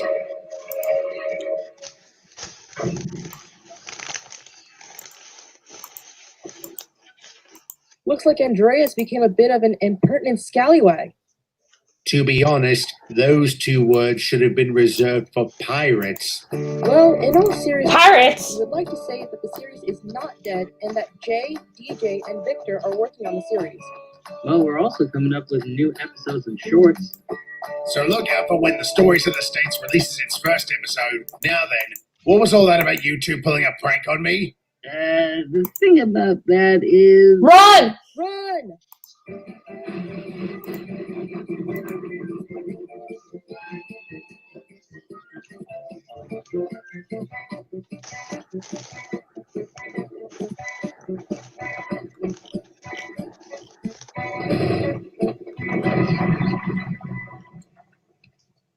Bother!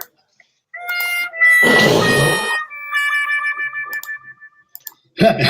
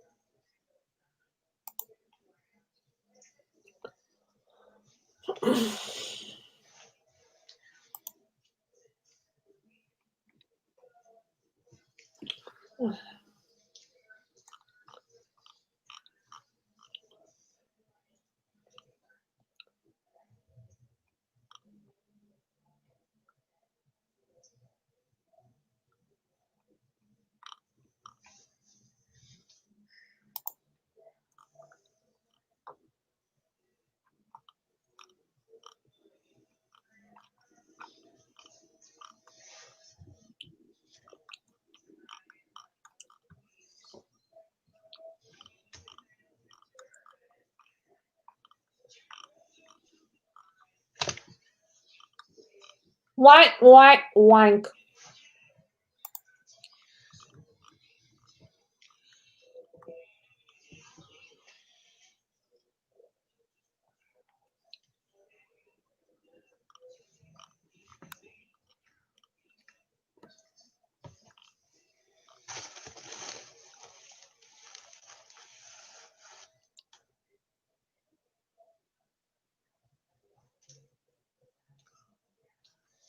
Ew.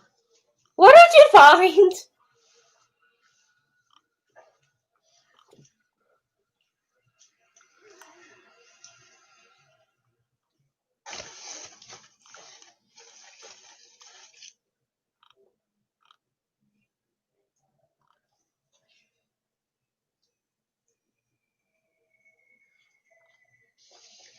Oh, get wrecked. Get ripped pants. Pants. How about pants ripped off? Huh? Somebody call the police. There's a pants thief on the loose. Oh, yeah. Ugh.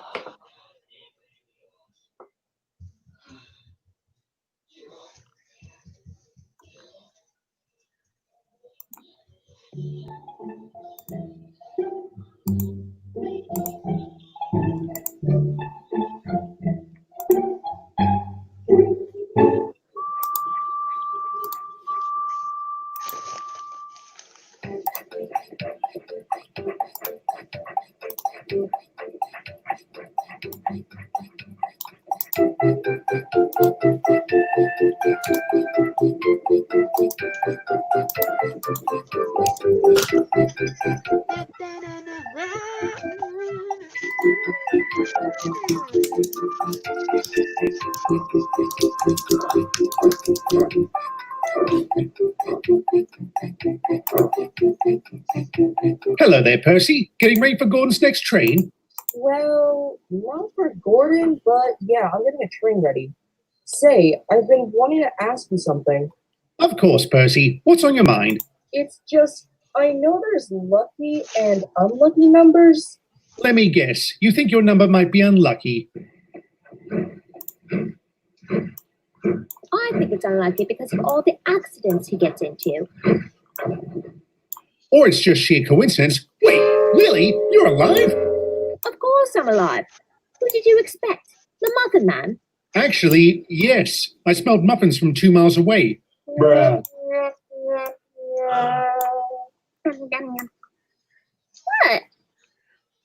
I like double chocolate chunk. It's the best muffin Costco has.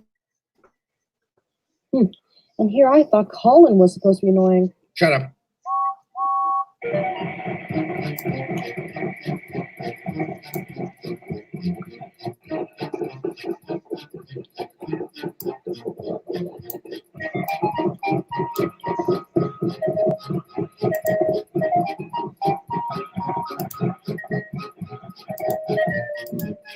Now you're finally in here.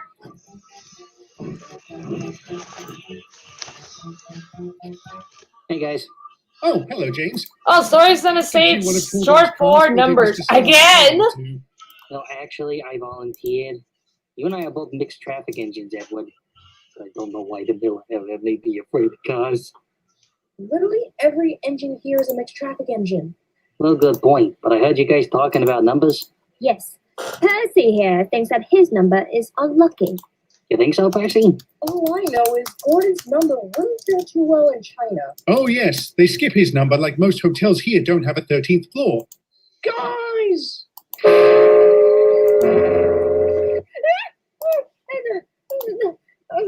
Colin, stop doing that. You make Jay's computer crash again. Say, what now? Oh, come on! Oh, thank God. Seriously, Colin? Also, Colin, that's my entrance. Don't you ever steal it again. Sorry, but it's Important? What could be so important this time? Jay's gonna be using Trains 2019! Wait, what? Please. Well, that just happened. Gotta admit, everything looks so much better.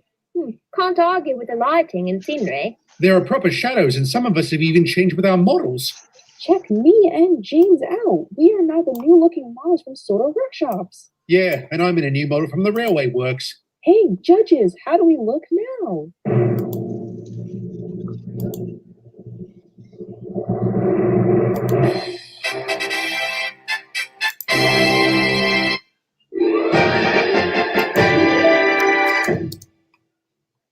Wow, there is literally no change with either me, Lily, or Adam. This game was really just a waste of money. What did you say? Oh! Oh. Get him!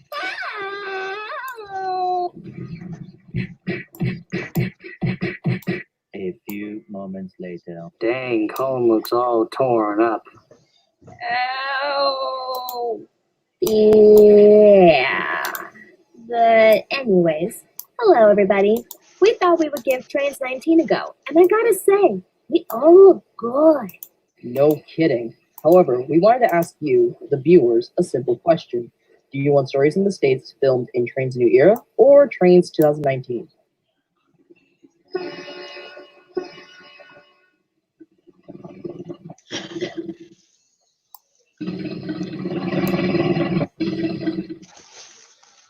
Victoria? Where's my toy twin? It's in the siding over there. I just need to replace its batteries. Okay. Well, I know we were discussing numbers earlier. 19 is definitely a lucky number for us. Totally. Everything just looks better in this format. Also, my lucky numbers are 12 and 25. For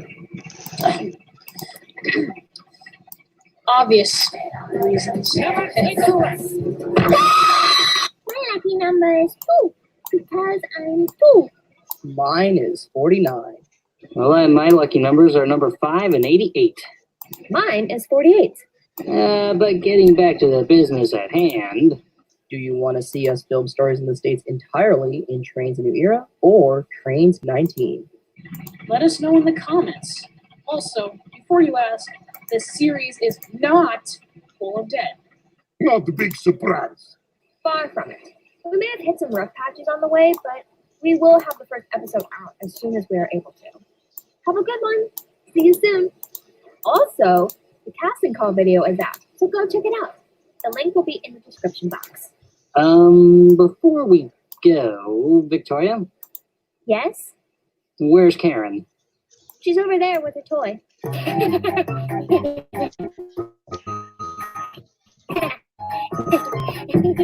Karen, can you come over here, please?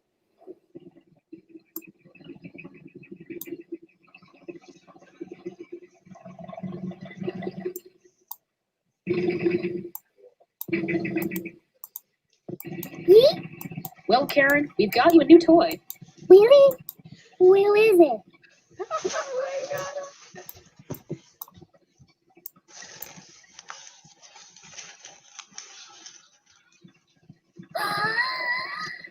Sugoi, sugoi! Mine! Isn't that cute? Isn't that Cute.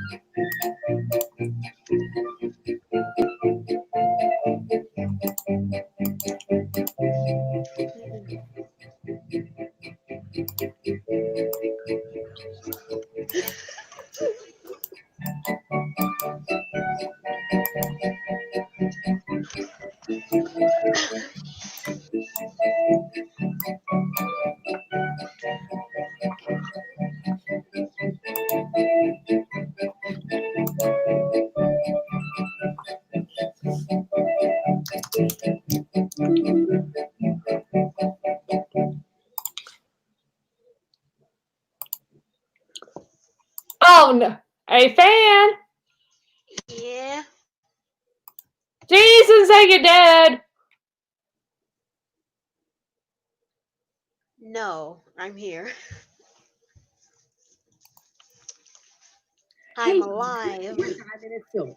Listen. I exist. I'm alive. God damn. Bob Wall! Shut up about the president! Thank you! Now you kill him. It's begun. There's more coming, Laura. Trust me.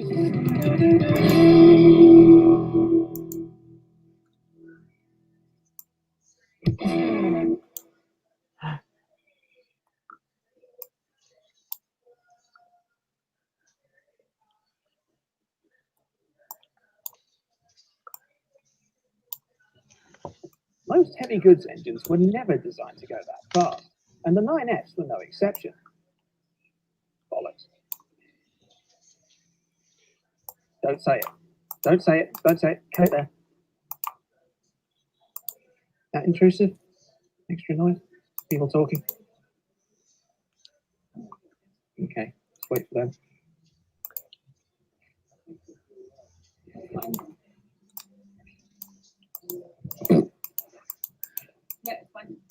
Good. Most goods engines were never really designed to go very fast, and the 9Fs are no exception. So on short out and back runs with a couple of Mark 1 coaches at 25 miles an hour in tow,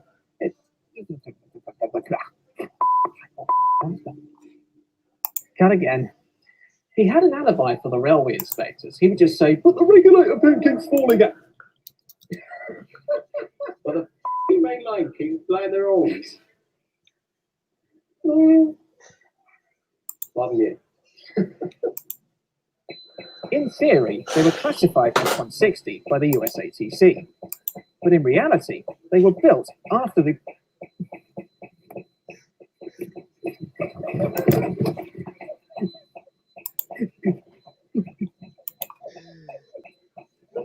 keep going. But it's like,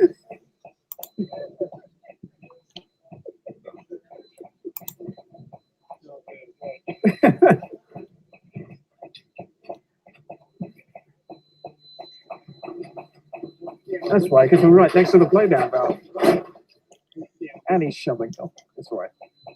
Heritage lines know this, and they often use it to their advantage. Auto trains bring in the people, people bring in money, money pays for projects. It's a no-brainer, really.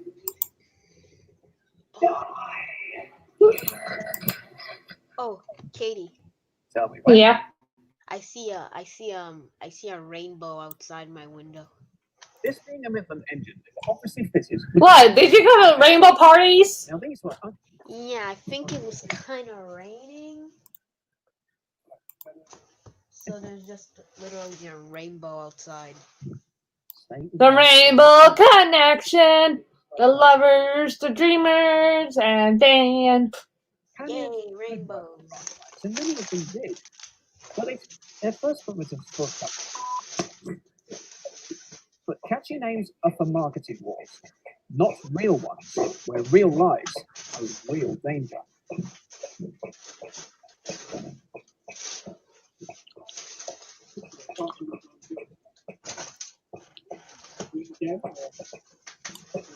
Do you think it looks whimsy?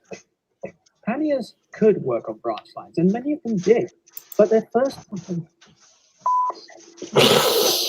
I'll get this right. Beep boop bop beep bop boop. This being a Midland engine, it was obviously fitted with the dreaded Midland axle boxes. Now these would produce undersized, very tight tolerances. So when they were... He starts balling them up now. Yeah.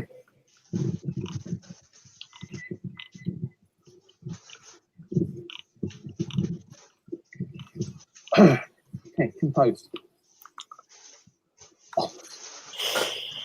Panniers could work passenger trains, and many of them did. But their first...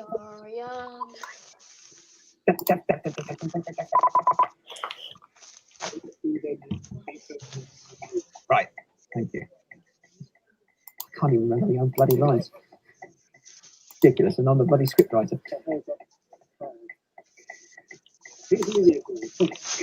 Engine is weird.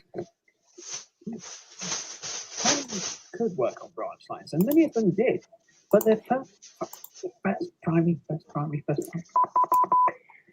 Most heavy goods engines were never really designed to go that fast, and the 9S are no exception. So on short out and back runs with a couple of Mark 1s, I did say Mark instead of run. It's going so well, no.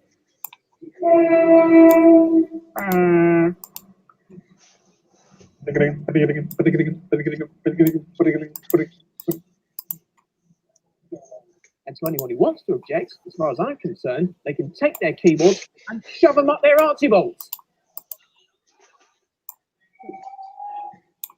Shush. I know.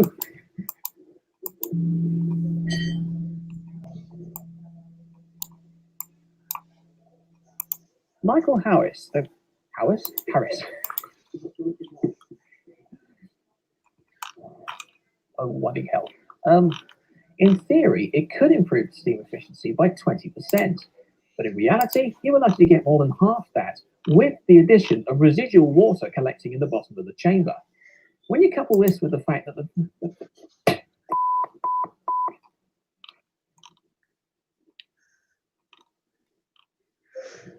Stop it! When you couple this with the fact that I really wanted to say funnel, but it's not the right word, it's chimney. You see, with the valve gear in there and these massive tanks on either side, the only way you know, add this to the fact with the drivers.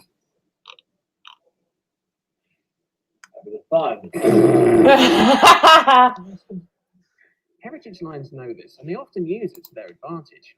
Auto trains bring in the crowds, crowds bring in the people. Shush. British Rail built many new designs for their standard range. For expresses, they had the Britannias. Heritage lines know this, and they often use it to their advantage. Auto trains bring in the people, people bring in the money, money pays for projects. Love you too. If that doesn't show loyalty and respect for this class, then what does? What have I done wrong? Oh, it's done the whole Donald Trump thing. Yeah. But at low speeds, when it's crawling along at 10 miles an hour or so, the ride quality is a little bit rocky because of the pause of... Unlike these gauge classes, which have levers top and bottom, there was a single screw train at the bottom of the glass and another one just off the one side. Now, if the fireman didn't close these properly when he was checking the levels, then it could give a false reading. So, Ah! Don't get into me at once. If you think of the influence that the door monster, nothing. Sorry, Adam. I will get this right one day. Is it going to be today? No, I'll let you know. Give me, I'm free for the next like 2 weeks. Won't be that cruel. And if the fireman didn't close this properly while he was checking the levels, then there was a danger of it giving a false reading. So over time, there was a... Oh, nearly had it. It's so very... And then allowing the crowd to cave in on itself without warning.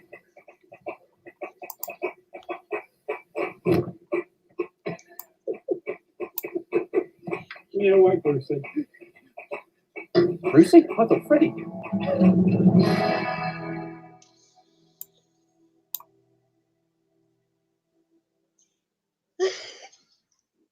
It's your favorite family tradition to drive to that familiar beach house with familiar faces and make the new normal feel.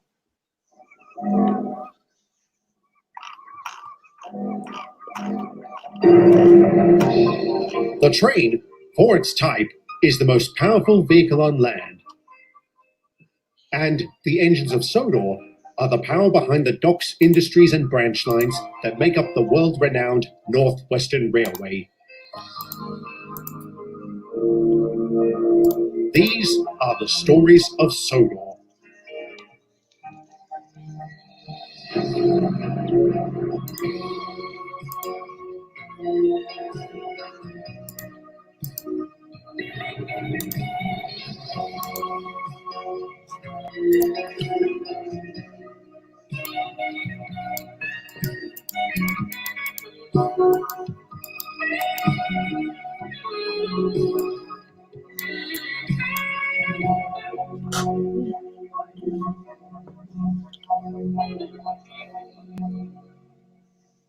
It's amazing how quickly the fortunes of a business can change.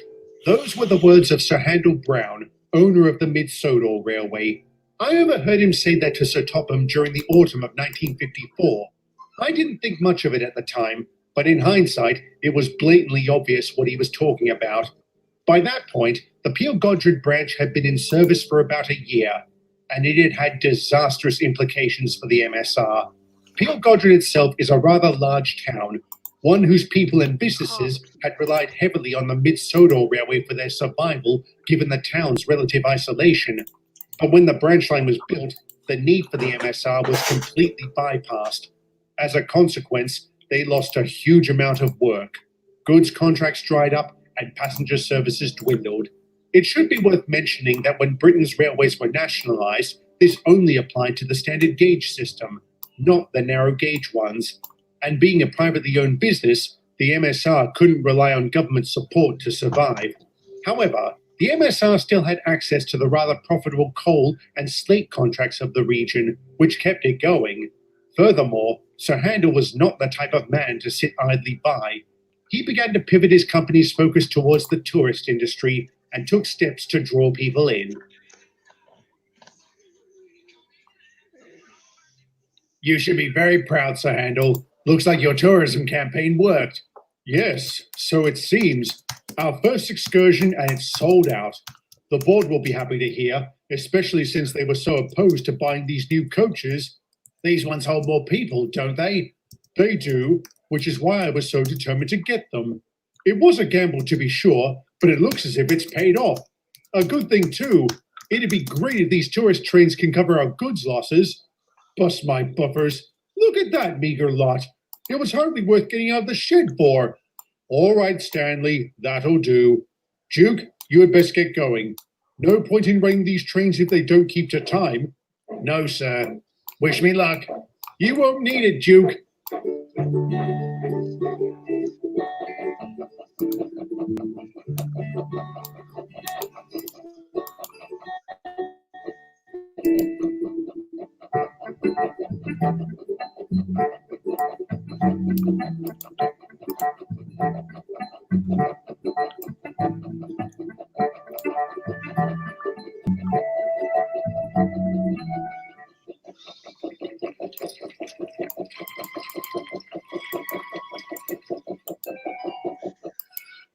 Duke, what's wrong? Why have you stopped? I heard something. That's not real specific. If I knew specifically what I'd heard. Fizzling fireboxes! Oh no, I know what that is. Avalanche! Quick, back up!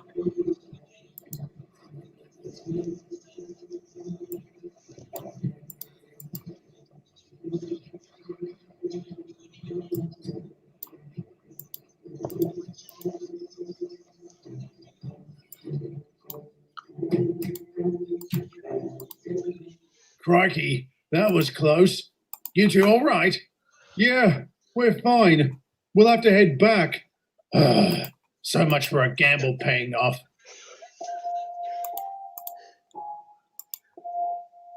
How bad is it? Only a few cuts and scrapes from flying rock. Nothing to worry about. I wouldn't say that, Falcon. Being cut off by an avalanche is bad enough, but for some of our passengers to get hurt? Hell of a way to ring in a new service. You can't possibly be thinking about blaming yourself. I feel partly responsible for putting those people in harm's way. Well, don't. It's not your fault, and I'll have a go at anyone who says otherwise. Boy there, Grandpa. Heard you took your passengers on an adventure tour today. Must have been some trip to get the ambulances involved. Top performance there, mate. Oh, bugger off, George. We're in no mood for you today. Or any other day. All right, I'll get along. But you might want to know we've reached the top of the hills. Won't be long before we head on to King Ori's Bridge. Pretty soon, you tosspots won't be needed at all. Rubbish. A railway is always needed. Now that's rubbish. Railways are no good. Pull them up, turn them into roads, I say. If you keep going the way you are, that may well happen. I really hate that mongrel. Who doesn't? The nerve of that tosser, saying we'll get turned into roads. What does he know? Unfortunately, he would know about the road's progress. Oh, aye. What do you think will happen when that's finished being built? Nothing good, I'm sure. Duke's statement, I'm sorry to say, was very accurate. The road in question was a council project started about 2 years prior as part of an election promise to the towns in the region. Starting at Alsborough, the road snaked its way up through the hills to link up with various communities before finally ending at Peel Godred. This, of course, would further circumvent the need for the Mid-Sodor Railway. The MSR's hopes of drawing in tourism were dashed that day as the line had been cut off from the scenic highlands, and unfortunately, they lacked the resources to clear away the rock. This meant that when the road was completed 2 months later, the MSR was dealt a severe blow. The affordability and convenience offered by buses and lorries further sapped the company of work. It got so bad, they were forced to shut down passenger services. Now the MSR was strictly an industrial railway, resigned to carrying out coal and slate deliveries. but even that wouldn't last much longer. Well, no good. The winch is completely shot. It'll need a complete overhaul to fix. A complete overhaul? You're balmy, mate. We can't afford that. I don't see what else we can do, unless you want to try freewheeling this lot down the... Oh no. What the? Why were the brakes on? They were, I swear. Damn rusting trucks.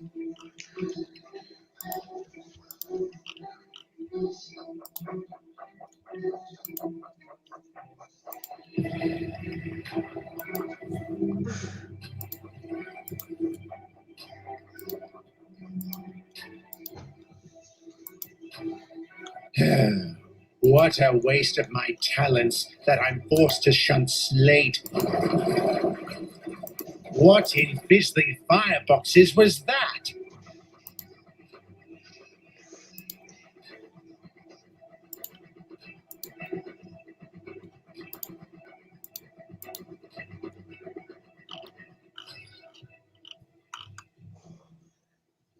Oh my goodness. Atlas, are you all right? I've been better. Ow! Now I know how Stuart felt. Don't worry, I'll go get help. Sit tight.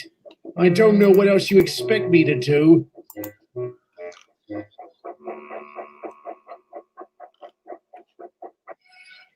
There you are, into the workshop. They'll fix you up in no time. No time would be great. I've got to get back to work. Come now, Atlas. Your well-being is far more important. My well-being, and yours for that matter, depends on our work. If we can't keep this railway open, we're in trouble. Such devotion and dedication. Why did you have to be right, Edward? What do you mean? Nothing. Atlas, I apologize for all the horrible things I've said to you over the years. You are a true engine, an inspiration to us all. Are you dying or something, Andreas? No, Stuart. I am being sincere. Oh, well, thank you, Andreas. I'm thrilled to hear that. And as for your work, you needn't worry. I will cover your shifts to the best of my abilities. In that case, the railway is in good buffers. You are a gallant chap, Atlas.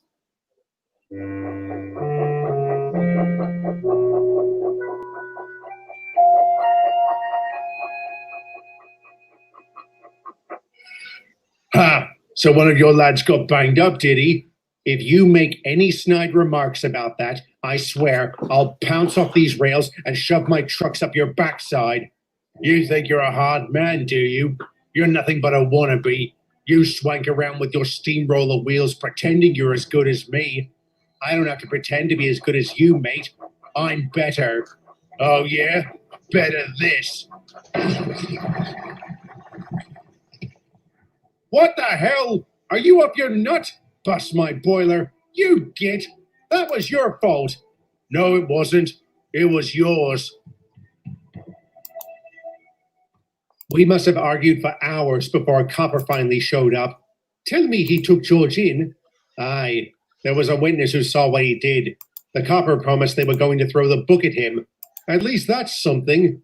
Is it just me, or have you chaps noticed the incredible run of bad luck we have been experiencing in recent times? It's pretty hard not to notice, Andreas. Ever since the lucky lamp disappeared, things have gone from bad to worse. How does the lamp keep vanishing like that? It doesn't matter. Besides, who's to say these things wouldn't have happened had the lamp been here? A very good point, Duke. Evening, Sir Handel. Are you all right? I have some good news and some very bad news. First, the good. George has been given 20 days local confinement for ramming into you, Falcon. And since he is a council-owned vehicle, they have offered us compensation for the incident, which we have accepted. That is good news, sir. I'm sure you'll put that money to good use. Yes, but not in the way you might be thinking. That, I'm afraid, is the very bad news. There is no easy way to say this, so here it is. The Mid-Sodor Railway will be closing down. What? Why, sir? It turns out the situation at the slate quarry was more severe than they let on. A broken winch was just the tip of the iceberg. In short, they too will be closing, and a recent inspection by the coal board will also see the shutdown of the local mines. So as you can see, there is literally no reason for us to continue operating. But what about the money the council is paying us? That will be used to pay out redundancies to the staff, but it will not be enough to keep the company afloat. What about us, sir? I will make every effort to ensure you find new homes. You have all done an outstanding job for this railway over the decades. Your efforts are the reason why we have lasted this long. You should be very proud of yourselves. I know I am. Thank you, Sir Handel. I think I speak for all of us when I say it was a pleasure working for you. Thank you, Duke. And thank you, everyone. Now, if you'll excuse me, I have a meeting to attend. I will speak with you soon. Good night. Good night, sir. Closed? Bust my buffers. I always suspected it might come to this, but now that it has, I don't know how to feel. You should be miserable and ticked off, Andreas. I certainly am. Come now, Falcon. No point getting riled up. It won't change anything. What do? We adapt to the situation. We carry ourselves like professionals and not give in to juvenile impulses. That is what a really useful engine does. Let yourselves feel sad, of course, but don't give in to it. You're right, Duke. All the same, I'm really going to miss this place. It truly was a joy working here. Yes, it was. But don't worry, wherever we end up is bound to be just as nice or better. I have no doubt Sir Handel will make sure of it. Lads! Don't! Atlas, don't do that! You'll cause my safety valve to burst. Sorry, Duke. It's nice to see you out of the works. Have you heard what's happened? That we're closing down? Yeah, I have. But I've got fantastic news. We've been sold. What? All of us? Already? Yep. That's not even the best part. Not only have we all been bought by the same company, it's right here on Sodor. You don't mean... So, after all these years, we finally meet. Welcome, my friends, to the Skarloey Railway. Thank you, Skarloey. It's such an honor to be here. We are proud to have you. Aye, maybe now we won't be so overworked. Even without the nameplate, it's clear you're Duncan. What's that supposed to mean? I'm pleased to say that was the start of a beautiful friendship. The Mid-Sodor boys easily adapted to their new home and were warmly welcomed by the locals. Thanks to their help, business on the SKR boomed. Now, I'm sure many of you are familiar with certain details surrounding the closure of the MSR and are wondering what did and didn't actually happen. But as I'm currently needed elsewhere, I'm afraid that will have to wait until next time. Wank, wank.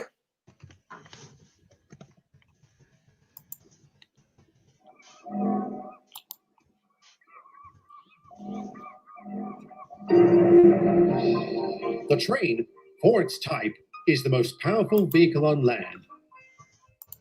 And the engines of Sodor are the power behind the docks, industries, and branch lines that make up the world-renowned Northwestern Railway. These are the stories of Sodor.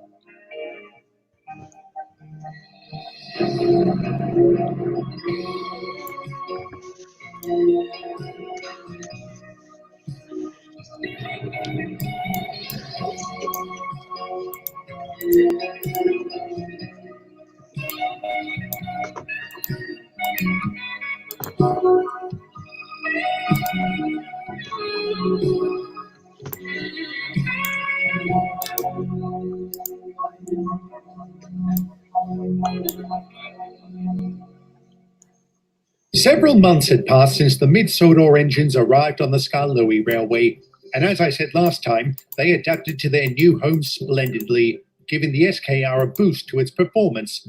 However, I did gloss over the reality of the situation leading up to this relocation. I made it seem like the SKR bought the MSR chaps and all was well. But like anything business-related, it's never that simple. After leaving his engines that night, Sir Handel attended a meeting with several bank executives. The MSR had taken out a sizable loan to stay afloat, and now it needed to be repaid. An easy way this debt could have been erased would have been if Sir Handel sold his engines. The MSR's owner was extremely reluctant to do this and told the executives he would have to think about it. The next day, a miracle happened. Sir Handel's longtime friend and owner of the Skarloey Railway, Mr. Peter Sam, said he was in need of some extra engines and rolling stock to support his growing company.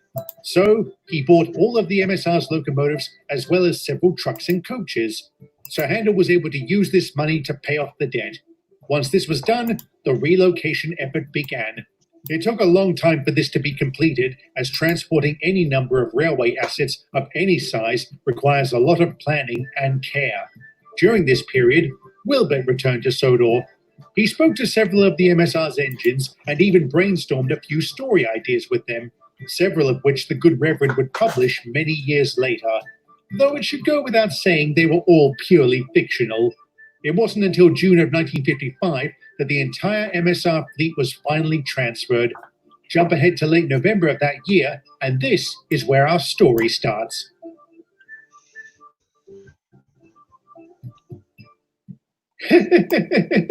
No wonder you lads were experiencing such rapid growth. How long has the lucky lamp been knocking about here? I don't know. I hadn't seen it until today. I swear we didn't pinch it. I didn't think you had, but it's a good thing it is here. If it hadn't been, who knows where we may have ended up. I have to ask, Stuart, would you have let yourself be sold had Mr. Sam not bought you and the others? I haven't actually thought about that. Maybe. If it helped pay off Sir Handel's debt, I think I would have owed that to him. I'm just glad we have the right to choose. For now. What do you mean? There have been rumors going around Parliament might be about to revoke our rights. What on earth for?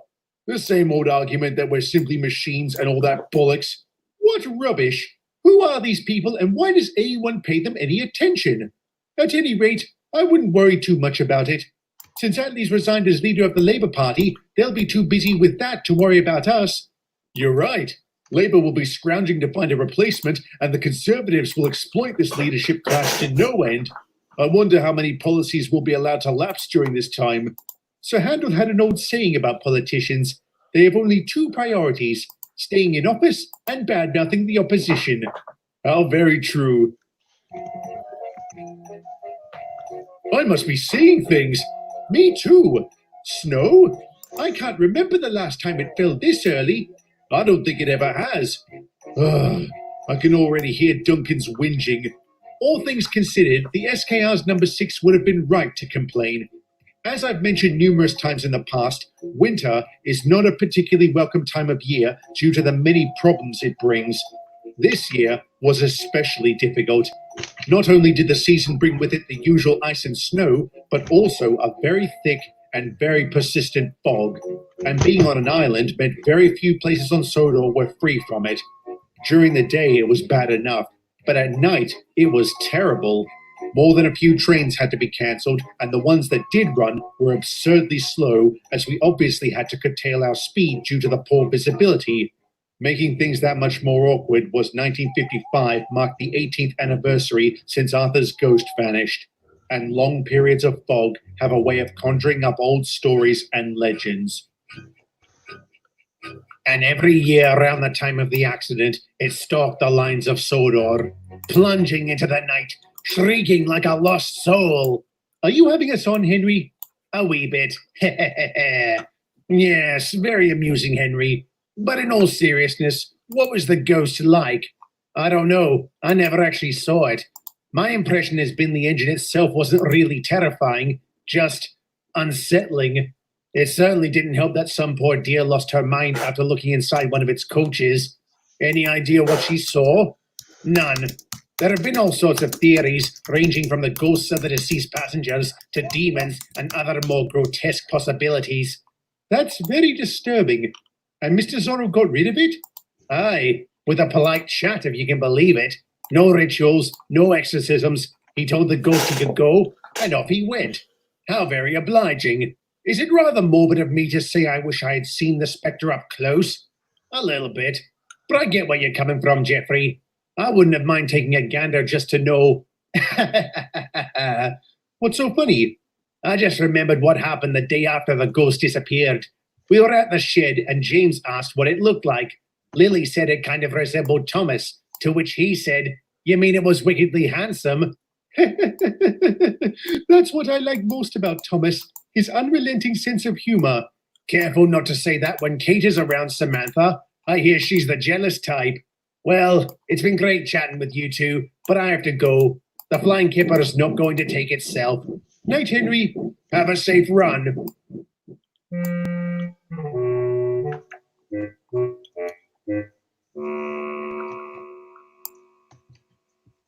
Shunted? Why on earth have we been shunted? The signalman said it was to allow another train to pass. Did he say what it was? No, only that it was the only other one scheduled to run through this way. Once it's passed, we can go.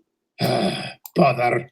We were making such good time too. Is it just me, or does something always seem to happen every time we take the kipper? You hear that? Must be the train. Sounds rather small. Maybe it's one of the Farquhar boys running solo.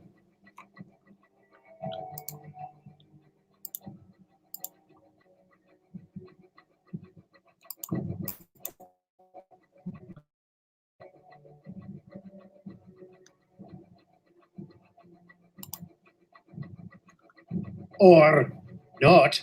Who was that? I don't know. I can barely see your boiler through this fog. Well, it looked like a tank engine pulling a brake van, but I didn't see any numbers, or even a face. That's odd. Come on then, we should be clear to go. We'll ask about that engine when we reach Barrow. Very strange. Very, very strange. Are you sure it was faceless, Henry? To be honest, no. I couldn't see much of it, but I'm pretty sure it was black. Well, nothing like that came through here. What did they say at Barrow? Nothing. They said no trains had gone out that night because of the fog. Now that I think about it, it's amazing I was allowed to take the kipper at all. It was an important delivery, Henry, which makes me realize the train you saw must have had a higher priority. A single tank engine hauling a brake van? I would say that's unlikely, but since it happened, clearly not. Somehow I get the feeling we're in for an unusual winter.